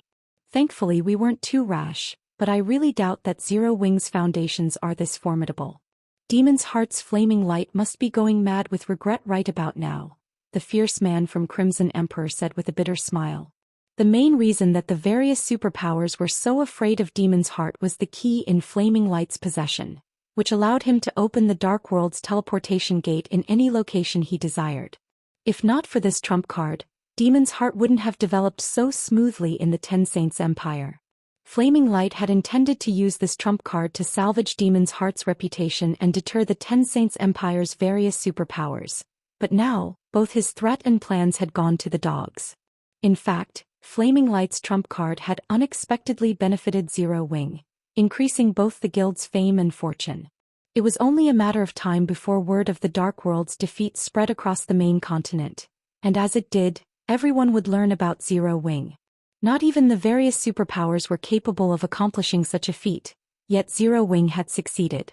Although the guild had relied on a large number of Tier 3 NPCs to do so, those NPCs were considered a part of Zero Wing's strength. In addition, with the Dark World's teleportation gate under Zero Wing's control, even ordinary players knew this victory would usher in an era of power for the guild. No one would be surprised if it instantly became a superpower in its own right. And the one who granted Zero Wing this opportunity was none other than Demon's Heart's Flaming Light. That's right. Without the Dark World's assistance, Demon's Heart will have a very hard time expanding in the Ten Saints Empire. Illusory Words agreed, nodding. Demon's Heart had gone out for wool and come home shorn. The Dark World's teleportation gate should have triggered unprecedented change on the main continent. However, Zero Wing now controlled the gate, and the guild had made it clear that it intended to collect a fee from every player that wanted to use the teleportation gate. This would significantly decrease the number of visiting Dark World players and, in turn, reduce the number of Demon's Heart's potential allies. Unless the Dark Guild wanted to face the Ten Saints Empire's various superpowers, it would have to keep a low profile for a considerable amount of time. You've done a great job this time, Illusory. Since the Grand Elders had nearly made such a catastrophic mistake, the guild leader has reclaimed a lot of authority in the guild. The guild leader sent a message ago requesting that you represent Crimson Emperor in the negotiations with Zero Wing. It would also be best if you could rent a few of the Freedom Hotel's rooms long-term. Don't worry about the required money and materials. The fierce man congratulated his comrade. The guild leader's requests are certainly troublesome. Now that Zero Wing has defeated the Dark World, a ton of powers will try to rent a large number of the hotel rooms. Illusory Words grumbled, offering a half-hearted smile. With Cold Spring Forest now free of the Dark World's threat, Stone Forest City was, once again, a sacred leveling ground. It would soon become a holy city for the Eastern Continent's various powers and independent players. And when it did, even entering the city would become a challenge, let alone renting one of the Freedom Hotel's rooms. Shortly after the various superpowers meeting in the first floor lobby had concluded, news of the Dark World's defeat spread throughout the continent. As they learned of the event, many powers began to regret their decision to abandon Stone Forest City the moment things had turned south. Crap. How is this even possible? Zero Wing is so awesome. Even an entire other world of players is helpless against that guild. Who could possibly stand against it? Stone Forest City? It seems like a good place to develop. When the various kingdoms and empires' powers and independent experts learned about Zero Wing's victory, many of them considered moving their bases of operations to Stone Forest City. Aside from the fact that Stone Forest City occupied a level 100 neutral map, the fact that the Dark World's invading army hadn't been able to shake Zero Wing's foundations made the city incredibly valuable. None of the city's residents would have to worry about suddenly losing their bases or another power taking over, which would render all of their investments useless. This concern was precisely the reason that many players developed in NPC cities, rather than in guild cities. Now that Zero Wing had affirmed its strength, Stone Forest City's stability wasn't a concern. At the very least, it would be a long while before any power could bring harm to the city. This time period would be more than enough for players to earn back what they had invested in the city. For a time, players from various kingdoms and empires swarmed towards Stone Forest City. The abrupt population boom was easily 10 times larger than the initial wave of players that visited the city once it had reached intermediate rank. Moreover, an astounding number of players had begun to apply to the guild. Zero Wing had already received more than 2 million applicants among its various branches, with many of these experts capable of reaching the trial tower's 5th floor and beyond. Gentle Snow, Aqua Rose, and Zero Wing's other management personnel were stupefied. No matter how well they had managed Zero Wing in the past, few new experts had applied to join, yet after a single battle, everything had changed. Read latest chapters at Wuxia World. EU Guild Leader, Stone Forest City's player population has exceeded 8 million, and I believe even more players are on their way. Should we slightly raise the city's entrance fee? Aqua Rose asked, still blissful after reading the latest statistics report. Their war with the Dark World had ended less than half a day ago, yet Stone Forest City's player population had risen from less than 2 million to over 8 million. The number of players visiting the city had completely exceeded her expectations. No, let's forget about increasing the entrance fee. We still need a large number of independent players to settle down in Stone Forest City. However, we can increase the Freedom Hotel's prices. Don't normal rooms cost 30 silver per day? Raise it to 1 gold. Bronze members will get a 10% discount, silver members will get 20%, and gold members will get 30%. Shifeng decided, chuckling. Nothing in this world came for free. Since the various powers wanted their experts to develop as quickly as possible, he wouldn't be courteous. He was incredibly poor right now after all. To arm his night division he had spent almost all of the money he had. I understand. The pricing astonished Aqua Rose a little. Not even ordinary experts could afford a daily expense of 1 gold. Ah, right. Guild Leader, Dark Rhapsody and Deity Society have contacted me and wish to discuss the offer you made them. They're asking when you'll be free to speak on the matter.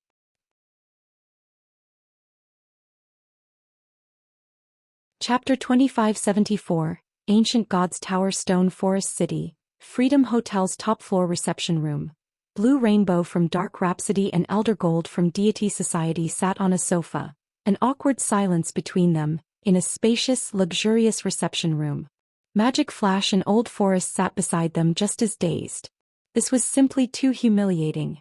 They had thought that their previous meeting with Shifeng would have been their last, and they would never have to see each other again. They had seen Shifeng's hope of a stronger partnership between their guilds as nothing more than wishful thinking.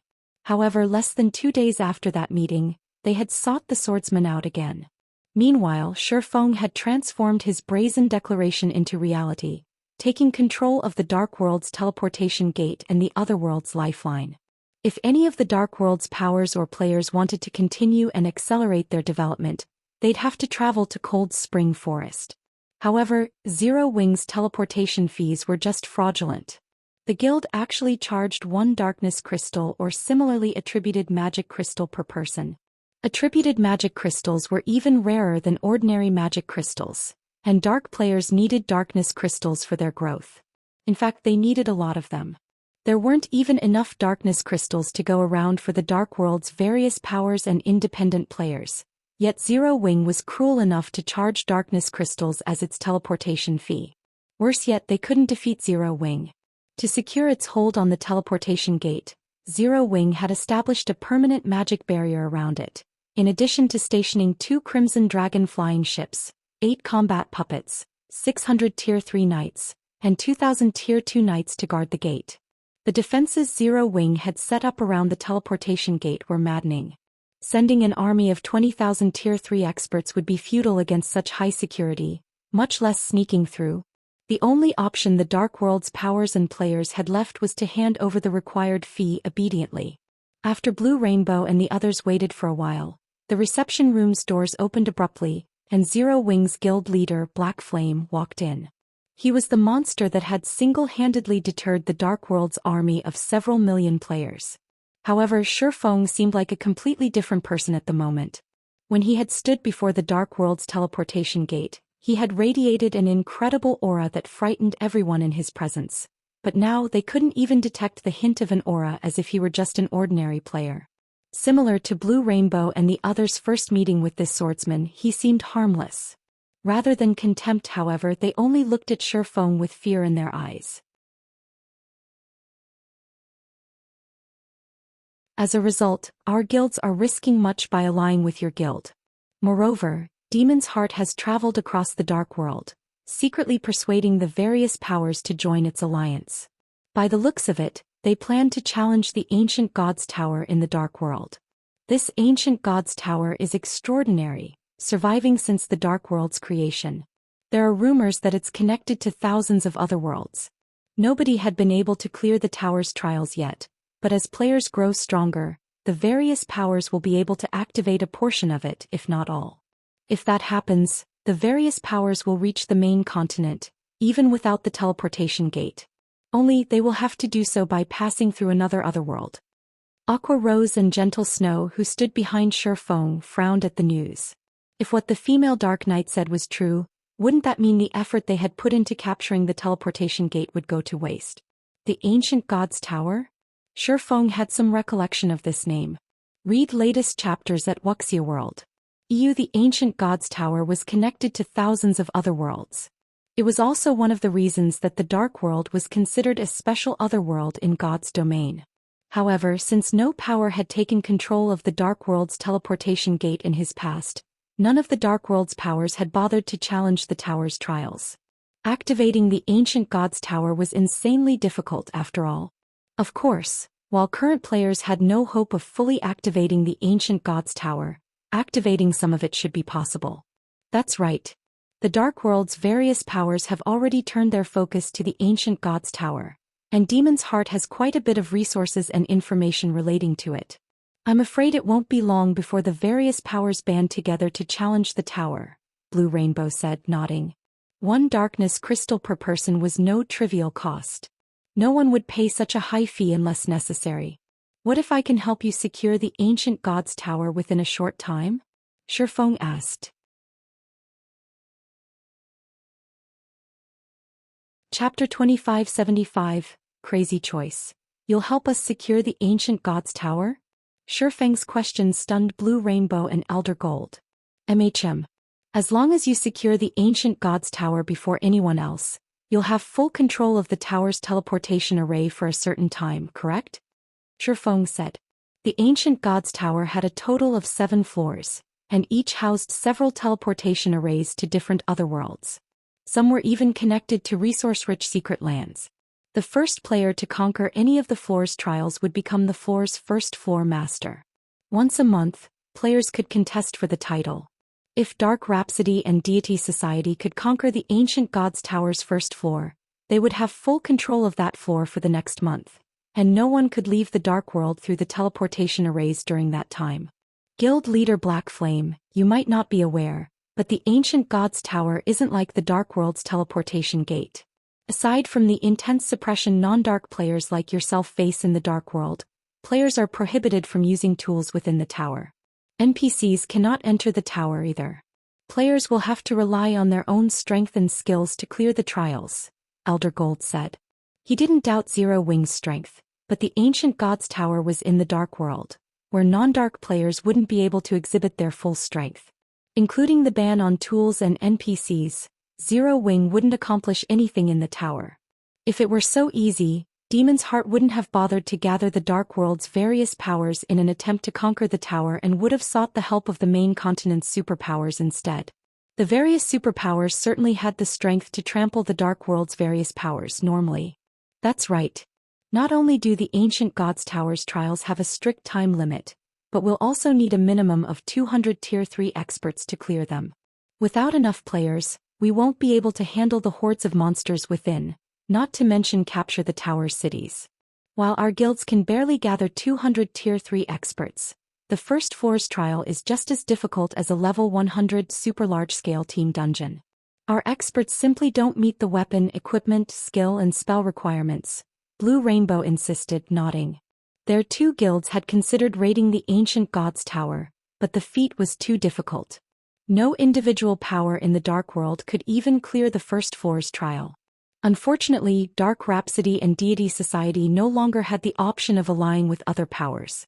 After the Dark World's invading army had been defeated, Demon's Heart had exposed their guild's alliance with Zero Wing, instantly isolating them from the rest of the Dark World. As a result, both guilds were forced into deepening their relationship with Zero Wing. If they didn't, their guilds would be doomed once Demon's Heart and the Dark World's other powers conquered the ancient god's tower's first floor. Relax. That won't be a problem, Shifeng said, chuckling. However, I have an extra condition if we succeed. Shifeng knew far more about the ancient god's tower than any player in God's domain, and as such he knew that the 2 guilds had no chance of success, even if they worked together. That was only true for the current Dark Rhapsody and Deity Society, however. Are you really that confident in our success, Guild Leader Black Flame? Blue Rainbow asked. She knew that Zero Wing had extraordinary Tier 3 experts, but the suppression regular players faced in the Dark World was nothing to ignore. Even ordinary Domain Realm experts would, at best, exhibit Void Realm combat standards. This was why the main continent's various superpowers had allied with the Dark World's powers, rather than invade the other world. While I can't guarantee our success, I'm 70% to 80% confident, Shifeng replied. 80%? Elder Gold stuttered, his eyes going wide. If Shifeng hadn't personally captured the Dark World's teleportation gate, he would have assumed the swordsman was an escaped lunatic from a mental asylum. Even without the Dark World's suppression, the various superpowers wouldn't be guaranteed to conquer the ancient god's tower's first floor. Even with its heaven-defying foundations, Zero Wing should at best have a 40% success rate. 70 or 80% was practically ensured victory. May I know of your conditions, Guild Leader Black Flame? Blue Rainbow asked after calming down. Although she didn't know whether or not Shifeng was telling the truth, Dark Rhapsody and Deity Society would only benefit if his plan succeeded. They had no reason to refuse. It's quite simple.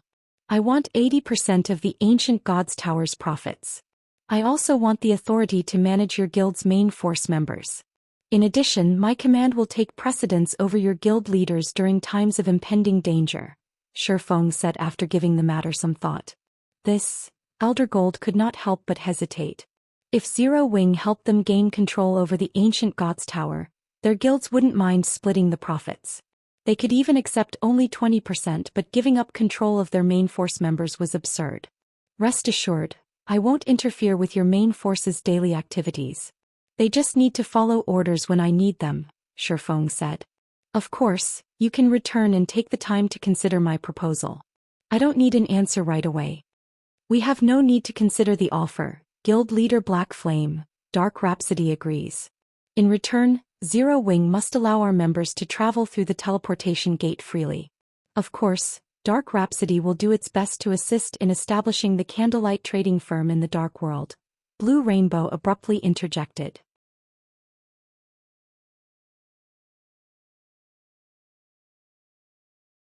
Chapter 2576, Secret Land Exploration?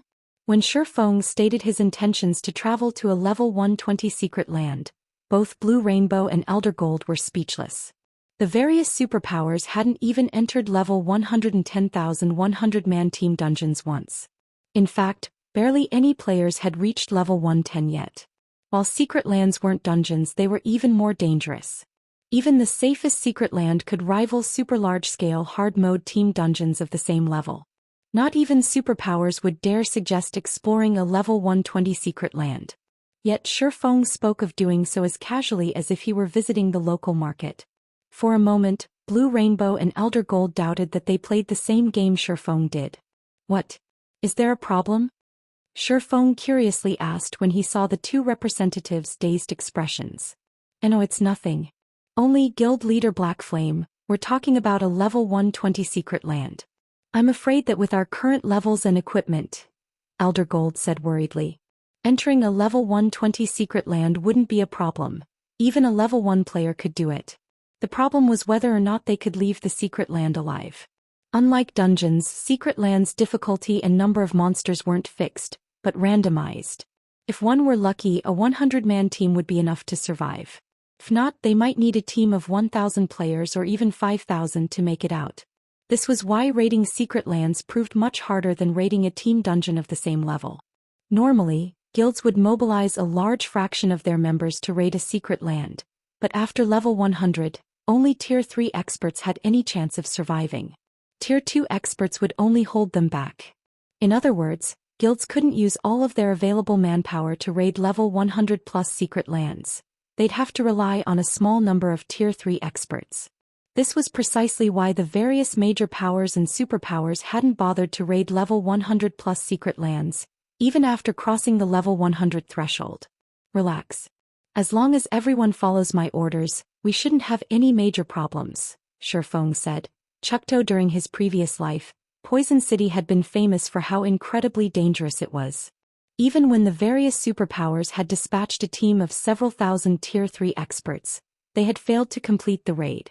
The various superpowers had only conquered the secret land after their experts had reached Tier 4.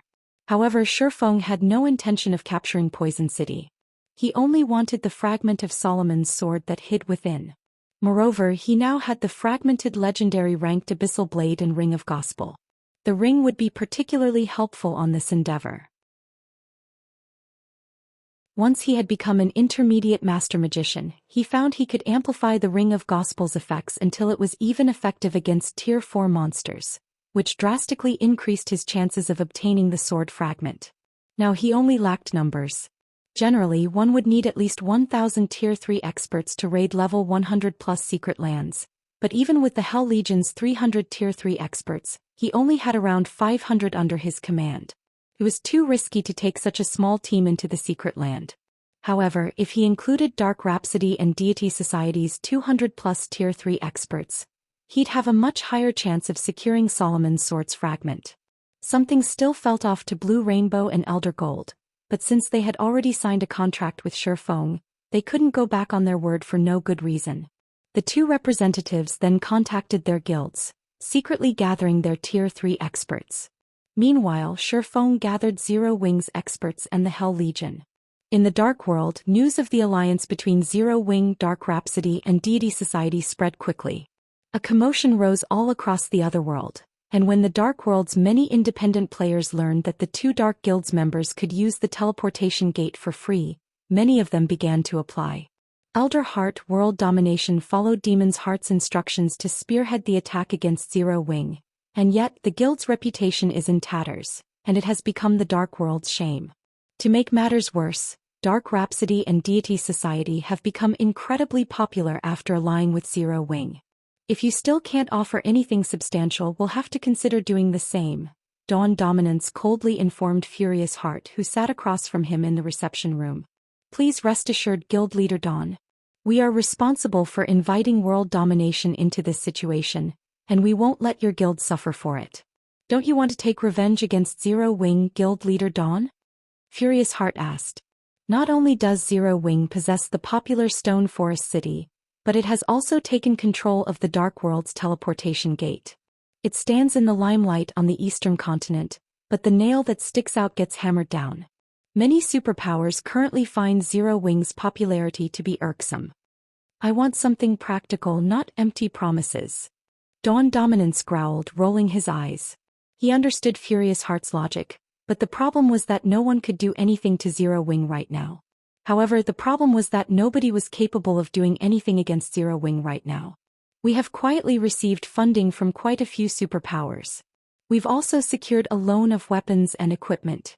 If World Domination is willing to join our alliance, we'll lend you 50 sets of level 105 fine gold equipment and 10 sets of dark gold equipment for 10 days without cost, Furious Heart calmly stated, smiling.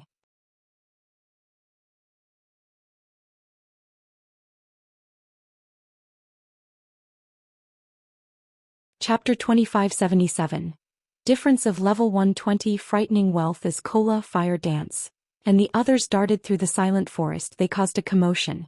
Small groups of wandering souls flew toward the offending players, quickly surrounding them. These monsters were so fast that ordinary experts wouldn't have a chance to escape.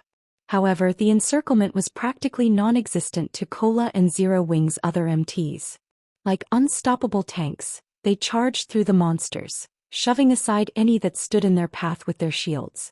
None of the wandering souls could stop their advance. Meanwhile, Fire Dance and the other more agile players maneuvered their way around the wandering souls, letting none lay a hand on them. The death energy the wandering souls exuded had no effect on Kola, Fire Dance, or their companions. It almost seemed like some kind of invisible barrier protected them from the death energy's corrosion. In no time at all, Kola and the others had pulled around 600 monsters toward the rest of the team. Wandering Soul. Undead High Lord. Level 115 HP 45, 000, 000/45, 000, 000, Elite Wandering Soul. Undead Great Lord. Level 116 HP 120, 000, 000/120, 000, 000, Crazed Soul. Undead Grand Lord. Level 116 HP 400, 000, 000/400, 000, 000, facing the 400 plus Wandering Souls, 100 plus Elite Wandering Souls, and 6 Crazed Souls. Everyone on the team couldn't help but shudder. Unlike ordinary monsters, these Wandering Souls had once been Poison City's warriors. Even in death, they retained the skills they had used in life. When several hundred Wandering Souls gathered, they actually formed a battle array, and although it wasn't very strong, it significantly boosted the monster's movement speed and reaction speed. A faint layer of mana had also appeared around the monsters, strengthening their defense and the power of their skills and spells. However, the team was even more surprised to find that these Wandering Souls didn't employ simple pack tactics like ordinary monsters. Rather, they moved in proper formation. The Wandering Souls with shields and melee weapons moved to the front of the group, while those with bows and staves stood in the back. The small force gradually and orderly advanced. So, this is a level 120 secret land? Blue Rainbow was shocked as she watched the monsters march like a uniform army. Although she had known that level 100 plus secret lands were extraordinary, she couldn't help her surprise as she experienced it for herself. These monsters were already a major challenge since their basic attributes were higher than players of the same tier and level. They also had far more HP and defense. Now that they could fight with as much organization as NPCs, their combat power would drastically increase. If their team hadn't had the numerical advantage, they wouldn't have stood a chance. Even Hell Rush frowned at the incoming force. Normally, the Hell Legion's experts wouldn't have any problems fighting these monsters one-on-one. Not even the Grand Lord-ranked crazed souls would be too much for the Hell Legion to overcome, but now these monsters had their own battle array. Not only did this battle array boost the Wandering Soul's physical performance, but it also drastically reduced the number of weak points they had. Including the monster's level advantage, even the Hell Legion was in for a tough battle without the help of weapons and equipment with the Ignore levels attribute. Only Shifeng seemed unaffected by Poison City's formidable monsters. This was the true combat power of God's Domain's monsters. All monsters before level 115 were merely obstacles to help players get used to the game. Once players neared the level 120 threshold, however, God's Domain no longer catered to its players. Instead, players had to adapt to God's Domain. Monsters would begin to behave like living beings with their own characteristics. If players couldn't take advantage of these characteristics, even experts of the same tier would fall in a one-on-one fight. This was why level 120 secret lands and team dungeons were true treasure troves for tier 3 players, containing all sorts of ancient inheritances, skill and spell books. As the Undead Legion approached, Dark Rhapsody and Deity Society's players mentally prepared themselves for a hard fight. Meanwhile, Shifeng retrieved the Ring of Gospel and spent 5,000 magic crystals to activate Miniature World. The Phantom World descended, and the Undead Legion's basic attributes fell rapidly. Their reaction speed and physique also plummeted. The Dark players on the team were stupefied. They had experienced the Ring of Gospel's power before, but they were still as shocked as they had been the first time. A moment ago their senses had warned them that these undead were powerful opponents, but now the monsters seemed relatively easy to defeat. They couldn't help but feel grateful that Shifeng stood on their side, not against them. Alright, let's end this battle quickly. Shifeng commanded when he realized most of his team was still dazed. The Ring of Gospel was indeed an amazing tool, but it was incredibly costly. Just maintaining Miniature World for 10 minutes cost 5,000 magic crystals. Shifeng's command shook everyone from their stupor, and they began to activate skills and spells against the incoming legion. Now that they had the advantage in basic attributes, the quickest and simplest way to victory was to face these wandering souls head-on. When the first volley of Tier 3 skills and spells landed, the ground and nearby forest shook violently. The bombardment even transformed the terrain around them. After 10 minutes, over 80% of the Undead Legion had fallen, and the few survivors only had scant amounts of HP remaining. Even without Miniature World suppression, the team could rely on their overwhelming numerical advantage to eliminate the remaining monsters. During the fight, everyone on the team was able to experience what it felt like to face a true monster the main god system had designed. The main god system hadn't restrained the wandering souls in the slightest, and they had incredible control of the death energy wafting off them. If players did not learn how to manipulate their own mana to defend themselves, the death energy would quickly corrode and influence their bodies. Normally, this learning process would be incredibly dangerous. If players failed to defend themselves, the corrosion would temporarily paralyze them. An instant death wouldn't be surprising in that case. Fortunately, the team had more than just an overwhelming numerical advantage.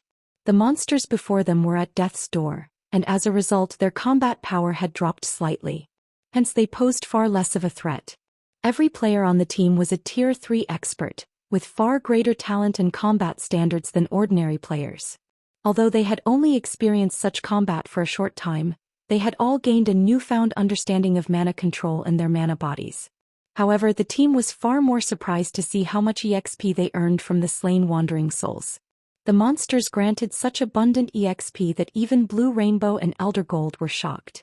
Every member of the team saw a significant rise in their experience bars after just defeating around 600 wandering souls. Some players even rose from level 107 to 108. Their leveling speed here was at least 10 times faster than in the outside world. Moreover, the monsters had dropped a bunch of loot. Items were scattered across the entire battlefield. These monsters' drop rate was more than double that of monsters in the outside world, particularly when it came to weapons and equipment. Even the weakest piece of equipment was level 115 mysterious iron rank, and 6 pieces of level 115 secret silver equipment had dropped. For a while the dark players had bloodshot eyes. Read latest chapters at Wuxia World. To them level 115 mysterious iron equipment might be subpar, but level 115 secret silver equipment was incredibly precious. So long as they equipped level reduction gemstones, they could arm themselves with level 115 secret silver equipment after reaching level 110. Naturally, level 115 secret silver equipment was slightly better than level 110 fine gold equipment. Due to equipment's low drop rate, the various powers were going mad in their search for level 105 fine gold equipment. They could only dream of level 110 fine gold items. Now, after fighting for less than 15 minutes, their team had obtained 6 pieces of level 115 secret silver equipment. If they grinded here for a full day, their harvest would be astronomical. While Dark Rhapsody and Deity Society's members envied Zero Wing over so much loot, Fire Dance, who was responsible for collecting the items, excitedly ran up to Shifeng. Guild leader, it dropped.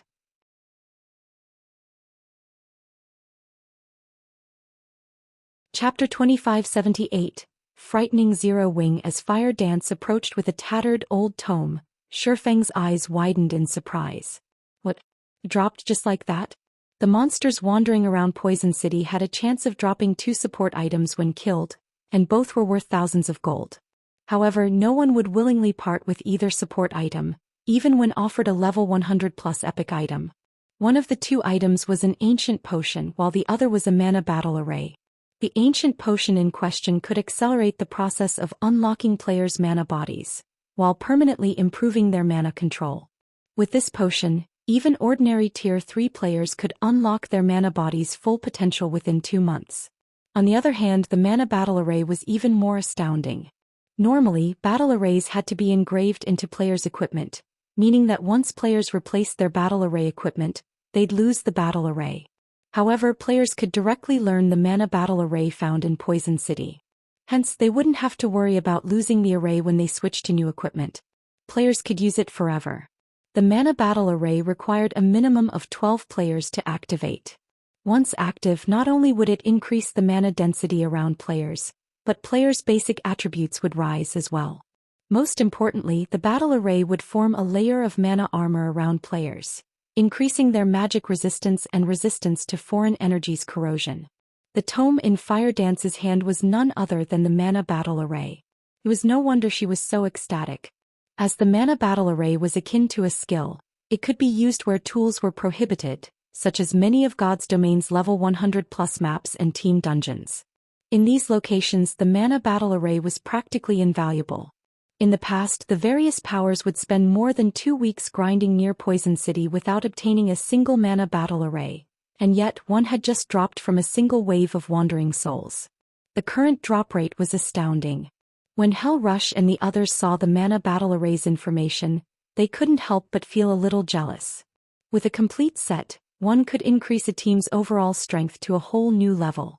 The mana battle array would be especially helpful when teams explored certain maps or dungeons and didn't meet the equipment requirements. That tome was even more valuable than level 115 top-tier weapons and equipment. Now that they knew the Wandering Souls could drop something as awesome as the mana battle array, Zero Wing's members were overcome with fighting spirit. Cola and the others immediately split away from the main team to lure more Wandering Souls. Moreover, they now knew that the team could easily handle 600 Wandering Souls with the Ring of Gospel's assistance, and so they decided to gather even more monsters to maximize the ring's effects. After a short moment, Cola and his comrades ran toward the team with nearly 800 Wandering Souls trailing behind them. Seeing this, the team's members sharpened their focus and prepared for battle. Over the next 3 days, the team restlessly grinded on the Wandering Souls roaming the forest around Poison City. After 3 days, every member of the team had gained 5 levels. Fire Dance, Cola, and the other Zero Wing members had reached level 114, while Shifeng had reached level 115. Meanwhile, Dark Rhapsody and Deity Society's members had reached level 112 and 113. Their levels would even shock the various superpowers. The dark players on the team wished they could stay in Poison City forever.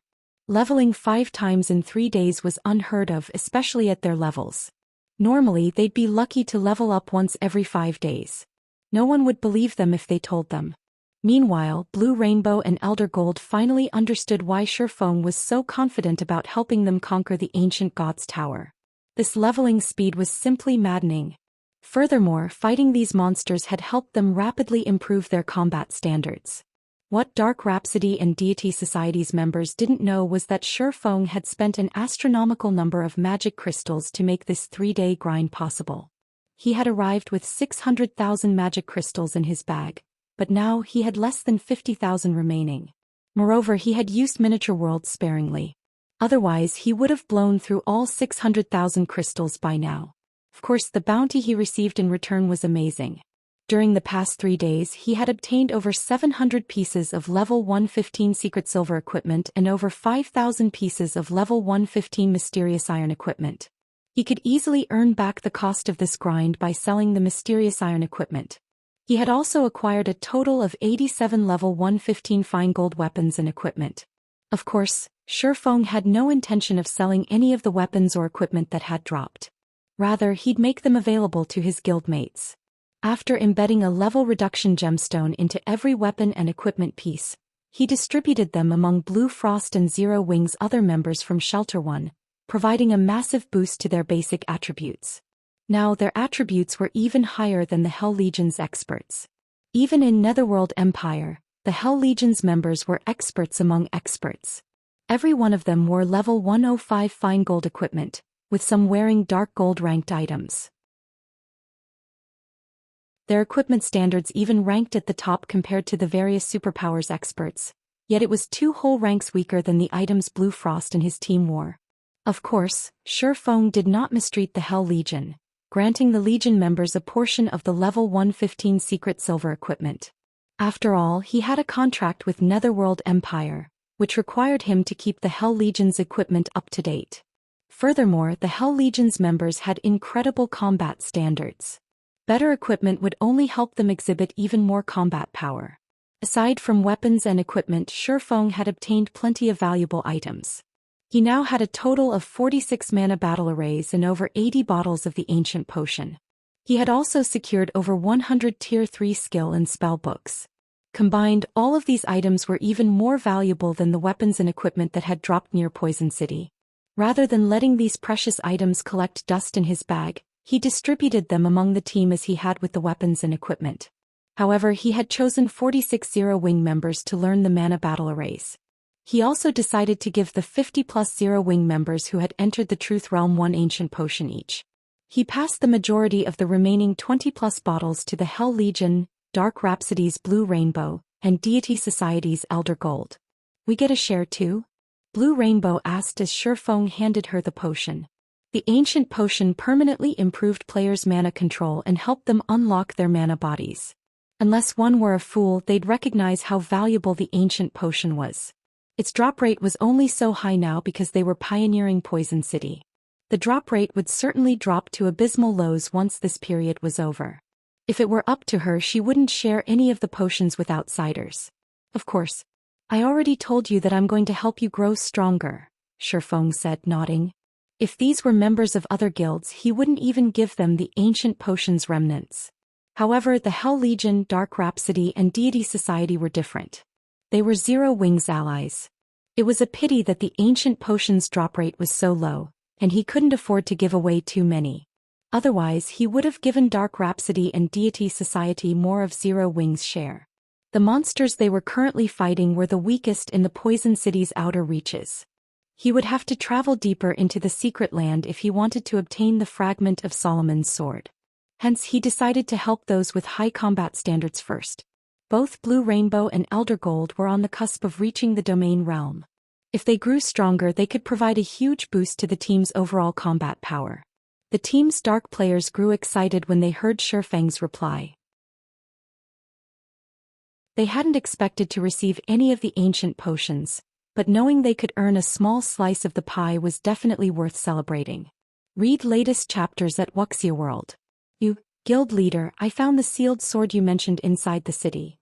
Fire Dance suddenly reported in the team chat while everyone rested. But what? Shifeng prodded. The fragment of Solomon's sword was inside Poison City. To be precise, it was sealed within the city. If players wanted to claim it, they wouldn't have to go as far as conquering Poison City. They merely need to undo the seal on the sword fragment. Of the fragments Shifeng had yet to obtain, this was the easiest to acquire. After all, this so-called fragment was only a level 100 epic weapon. Solomon's sword was very powerful, but to reach that power, one would have to reproduce it with all 5 of its fragments. This was why the weapon was so hard to reproduce. Even after obtaining 4 fragments, all players would have was 4 epic weapons. Some might not even realize that their epic weapon was, in fact, a fragment of Solomon's sword. But there's a Tier 5 Sword Saint and 2 Tier 4 NPCs guarding the sword.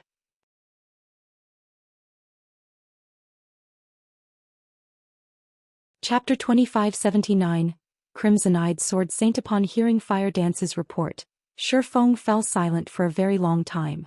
What was going on? NPCs? 1 Tier 5 NPC and 2 Tier 4 NPCs at that? According to his information, Poison City had no such NPCs. It was a city of the dead. No living creatures could survive in this secret land. Should we retreat, guild leader? Fire Dance asked. They might not have a problem with Tier 4 NPCs. With their numerical advantage and the Ring of Gospels effects, they might stand a chance against 2 Tier 4 NPCs, but trying to take on a Tier 5 Sword Saint was a joke. A Tier 5 Sword Saint was an apex being in the current god's domain. Not even kingdoms would dare to offend such an individual. And a Tier 5 Sword Saint could slay Tier 3 players as easily as chopping vegetables.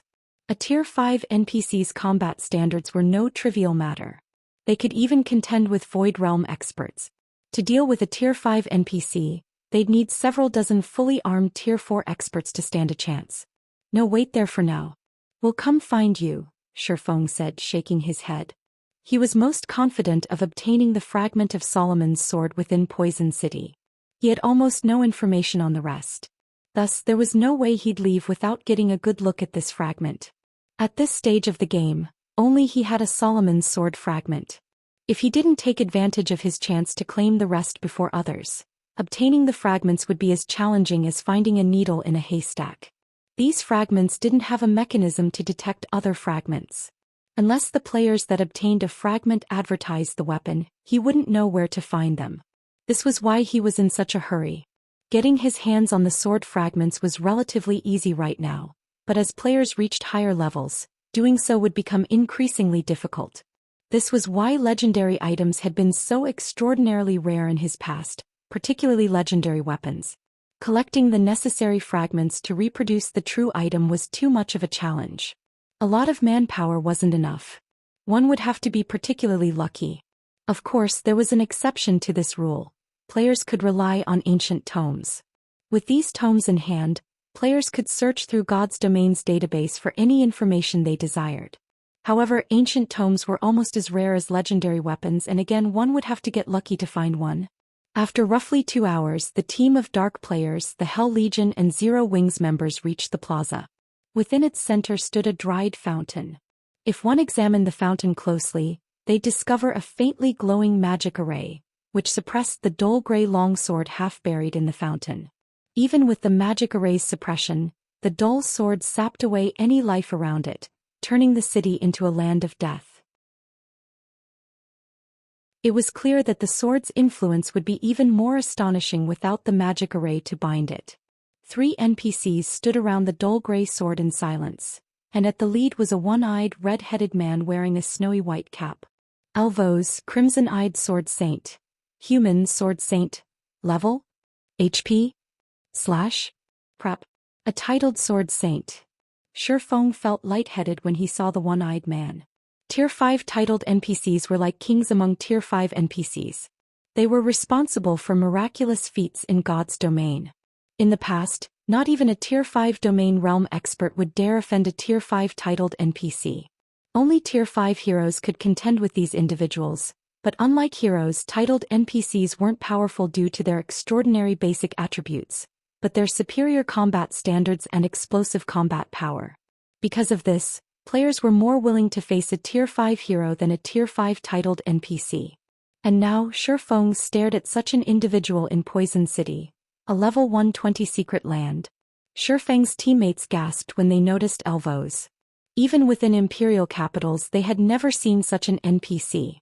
If they became that man's enemy, their fates would be sealed and they might even have to delete their accounts, starting all over. As Shifeng hesitated on whether or not he should continue his personal mission for Solomon's Sword's fragment, Elvos turned and looked at the wall his team hid behind. "You've been watching for long enough. Show yourselves," Elvos calmly demanded. The moment the crimson-eyed sword saint spoke, everyone felt an unprecedented pressure bear down on them. Blue Rainbow and Elder Gold struggled against their instincts, which screamed at them to flee. They could feel just how powerful this NPC was. If they made him unhappy, Elvos could render all of the progress they've made in God's domain useless. Such incidents had happened more than once in the Dark World before, and that was precisely why the Otherworld's Dark players didn't dare to offend or casually approach Tier 5 NPCs. In fact, most players actively avoided Tier 4 NPCs. "Don't move," Shifeng suddenly shouted in the team chat. "But Guild Leader Blackflame, that's a Tier 5 NPC," Elder Gold said. They weren't in an NPC city, and NPCs in the fields were especially unpredictable. The slightest mistake could lead to an unspeakable disaster. "I know, but he's already discovered us. He won't let us get away if we try to run," Shifeng said, offering Elder Gold a bitter smile. "Our best option is to do as he says. Never try to provoke a Tier 5 titled NPC." Not a single player in God's domain had a better idea of the power a Tier 5 titled NPC wielded. Once such an NPC discovered them, there was no chance for escape. Not even Tier 5 domain realm experts were guaranteed to outrun a Tier 5 titled NPC. Moreover, Elvos' movement wasn't restricted as the demon god's phantom had been. If this man willed it, Shifeng would die before he could even activate space movement or spatial gate. "I understand." With the warning ringing in his ears, Elder Gold abandoned any thought of fleeing. As Shifeng had said, a Tier 5 NPC's movement speed wasn't to be underestimated. Moreover, NPCs gained the ability to fly after reaching Tier 4. How could Tier 3 players like themselves possibly hope to outrun such a being? Moreover, the Tier 5 Sword Saint would view any attempt to flee as a challenge to his authority. The outcome of committing such an offense would be far graver than approaching the NPC directly. Under Shifeng's lead, the team emerged from the small alley that had provided cover and approached the crimson-eyed Sword Saint. "Greetings, esteemed Sword Saint. We are here to explore this secret land and accidentally discovered this place. Please forgive us for our trespass." Shifeng respectfully apologized to Elvos, who currently sat before the fountain. "Exploring this secret land?" Elvos smiled.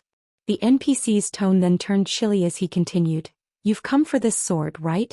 Well, who commands your force?" "Killing intent." This was the killing intent of a bona fide Tier 5 titled NPC. Read latest chapters at Wuxia World. When Elvos' tone had chilled, Shifeng and all of his team felt the pressure on them increase. They all felt as if lead weights had been tied to their limbs and everyone struggled to breathe. It felt as if they had plunged into an icy hell. At the same time, they heard a series of system notifications. "System, warning. Warning. System, you have triggered the epic event, Crimson Wrath. System, you have 30 seconds to make a decision. Kill Elvos, the crimson-eyed Sword Saint, or accept the punishment of death." You're tuning in to the Zhou Xian's Legacy YouTube channel. Don't forget to subscribe and join us on this journey to catch the most captivating stories.